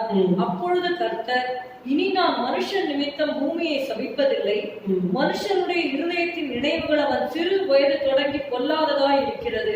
நான் இப்பொழுது செய்தது போல இனி சகல ஜீவன்களையும் சங்கரிப்பதில்லை.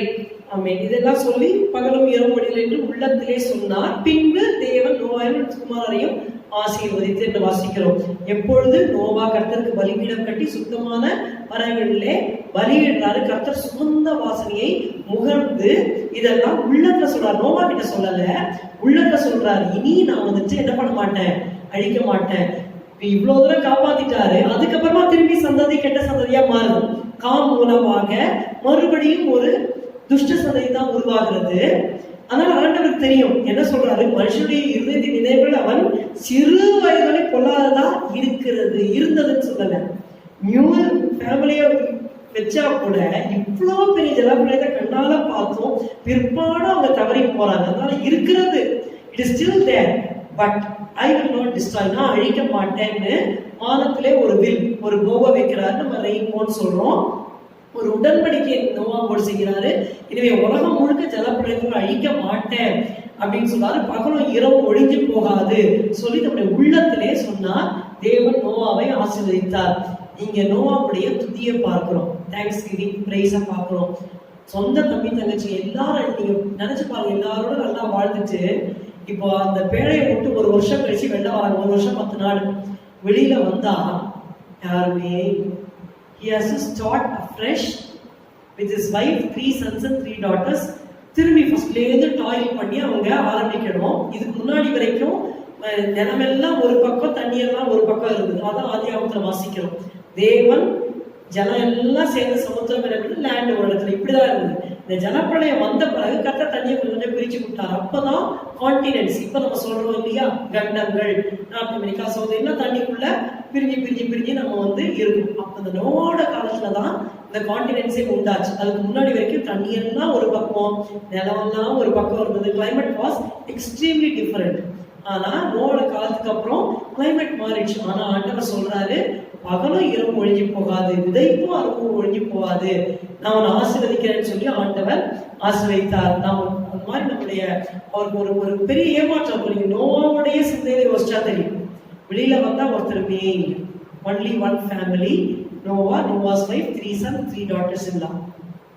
ஆனா அந்த இதுலயும் அவர் கர்த்தருக்கு ஸ்தோத்திரம் செலுத்துறாரு, தகன பலி செலுத்தி, நன்றி ஆண்டவரே என்னை காப்பாற்றினீர், மற்றவங்களை காப்பாற்றினாலும் உமக்கு ஸ்தோத்திரம், நன்றியோடவே இருக்கிறாரு. அதனால கர்த்தர் அவரை ஆசீர்வதித்தார். அவரோட தம்பி தங்கைகள், அவரோட தகப்பன் 5 வருஷம் முன்னாடி போயிட்டாரு. அவருடைய தாத்தா அந்த வருஷத்துல டெல்யூஜ் 600ஆம் வருஷத்துல இறந்து போயிட்டாரு.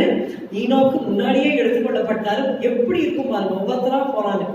So he lost his forerunners, good forerunners, and his own generation எல்லாம் போயிட்டாங்க. தனியா நின்று ஆரம்பிக்கணும். ஆனாலும் கர்த்தருக்கு அவர் துதியை செலுத்தினா நன்றியுள்ளவராய் இருந்தார். அவருடைய பொறுமை, தேவனோடு அவர் இணைந்து உலகத்துக்கு கொடுத்த நியாய தீர்ப்பு, அவருடைய துதியை நாம் பார்க்கிறோம். நோவாவுடைய நடை, நோவாவுடைய வேலையை செய்த வேலை, நோவாவுடைய ஆராதனை, இதனால் தான் தேவன் அவரை ஆசீர்வதித்தார். நம்முடைய வாழ்க்கையிலும் இந்த 3 காரியத்துல எங்கேயாவது குறை இருந்தா, ஆண்டவரே உம்மோடு நடக்கிற நடையில எனக்கு குறை இருந்தா என்னை மன்னி, உம்மோடு நடக்க என்னை ஒப்பு கொடுக்கிறேன், நீ சொல்லுகிற வேலைகளை செய்து முடிக்க கிருபை தாரும், எந்த நிலைமையில நீ நடத்தினாலும் அப்பா நான் துதிப்பேன் ஆண்டவரே, எனக்கு கிருபை தாரும் என்று சொல்லி நாம் ஒப்பு கொடுத்து நாம் ஜெபிப்போம். ஹல்லேலூயா, ஸ்தோத்திரம் ஸ்தோத்திரம் ஸ்தோத்திரம். பிரேக்ஃபாஸ்ட் பாடல ஒரு பாடல் இருக்கிறது, பள்ளங்கள் எல்லாம் நிரம்பிட வேண்டும் என்ற பாடலை பாடி ஜெபம் செய்து நாம் முடிப்போம். பள்ளங்கள் எல்லாம் நிரம்பிட வேண்டும், மலைகள் குன்றுகள் தகர்ந்திட வேண்டும், கோணலானவை நேராகணும், கரடானவை சமமாகணும். ராஜா வருகிறார் ஆயத்தமாவோம், ராஜா வருகிறார் ஆயத்தமாவோம், இயேசு வருகிறார் எதிர்கொண்டு செல்வோம், நம் இயேசு வருகிறார் எதிர்கொண்டு செல்வோம். நன்றி பிதாவே, துதிக்கிறோம் ஸ்தோத்திரிக்கிறோம் அப்பா. நோவாவோட வாழ்க்கையின் மூலமாக நீர் எங்களோடு பேசும் கிருபைகளுக்காய் நன்றி அப்பா. தேவ பக்தியுடைய சந்ததியை பெரும்படியாக ஆண்டவர் நீர் வாஞ்சிக்கிறீர். நானும் எங்கள் குடும்பத்தாரும் எங்கள் பிள்ளைகளும் ஆண்டவரே அப்பா, எங்கள் சபையார்கள் எல்லாரும் தேவ பக்தியாக வாழ இந்த கடைசி நாட்களில் எங்களுக்கு வேண்டிய கிருபையை தாரும் ஆண்டவரே. அவபக்தியை எங்களை விட்டு விலக்கும் ஆண்டவரே. இயேசுவே, அவபக்தியான வார்த்தைகள், அவபக்தியான செயல்கள் அப்பா எல்லாத்தையும் நீக்கும் ஆண்டவரே. எங்கள் இருதயத்தின் நினைவுகள் தோற்றம் ஆண்டவரே உமக்கு பிரியமாக இருக்கட்டும். எல்லா பிள்ளைகளையும் எடுத்து போடுமையா பரிசுத்த ஆவியானவர் கிருபையாய் இறைகளை பரிசுப்படுத்தபடியாக ஜெபிக்கிற கடைசி நாட்களிலே ஆண்டவரே உமது கிருபை பெரிதாய் விளங்கட்டும். நோவாவுக்கோ கர்த்தருடைய கண்களில் கிருபை கிடைத்தது. Noah found grace in the eyes of the Lord என்று வாசிக்கிறோம் ஆண்டவரே. help us to find grace. நாங்கள் தேடி உடைய கிருபையை கண்டுபிடிக்க உதவி செய்யும் ஆண்டவரே. நிச்சயமாக அப்பொழுது நோவாவை ஆசீர்வதித்து பலுகி பெருக செய்த தேவன், யாபேசை ஆசீர்வதித்த தேவன், என்னையும் எங்களை குடும்பத்தாரையும் சபையும் நீர் ஆசீர்வதிப்பீர் ஆண்டவரே. நன்றி செலுத்துகிறோம், நன்றி செலுத்துகிறோம், நன்றி செலுத்துகிறோம். எங்களை தாழ்த்தி ஒப்பு கொடுக்கிறோம். எங்களுக்கு வேண்டிய கிருபையை தாரும். இயேசுவின் நாமத்தில் ஜெபிக்கிறோம் பிதாவே, ஆமென். எல்லாரும் சேர்ந்து சொல்லுவோம். என் ஆத்துமாவே கர்த்தரை ஸ்தோத்திரி, என் முழு உள்ளமே அவருடைய பரிசுத்த நாமத்தை ஸ்தோத்திரி. என் ஆத்துமாவே கர்த்தரை ஸ்தோத்திரி, கர்த்தர் செய்த சகல உபகாரங்களையும் மறவாதே. அவர் நகரங்கள் எல்லாம் மன்னித்து உன் நோய்களை எல்லாம் குணமாக்கி உன் பிராணனை அழிவுக்கு விலக்கி மீட்டு கிருபையினாலும் இரக்கங்களினாலும் முடிசூட்டி நன்மையினால் வாயை திருப்தியாக்குகிறார். கழுகுக்கு சமானமாய் வயது திரும்ப வாழ வயது போல் ஆகிறது. ஒடுக்கப்படுகிற யாவருக்கும் கர்த்தர் நீதியையும் நியாயத்தையும் செய்கிறார். ஆமென், ஆமென். கர்த்தர் உங்களை ஆசீர்வதிப்பாராக. கர்த்தர் உங்களோடு இருப்பாராக. ஆமென்.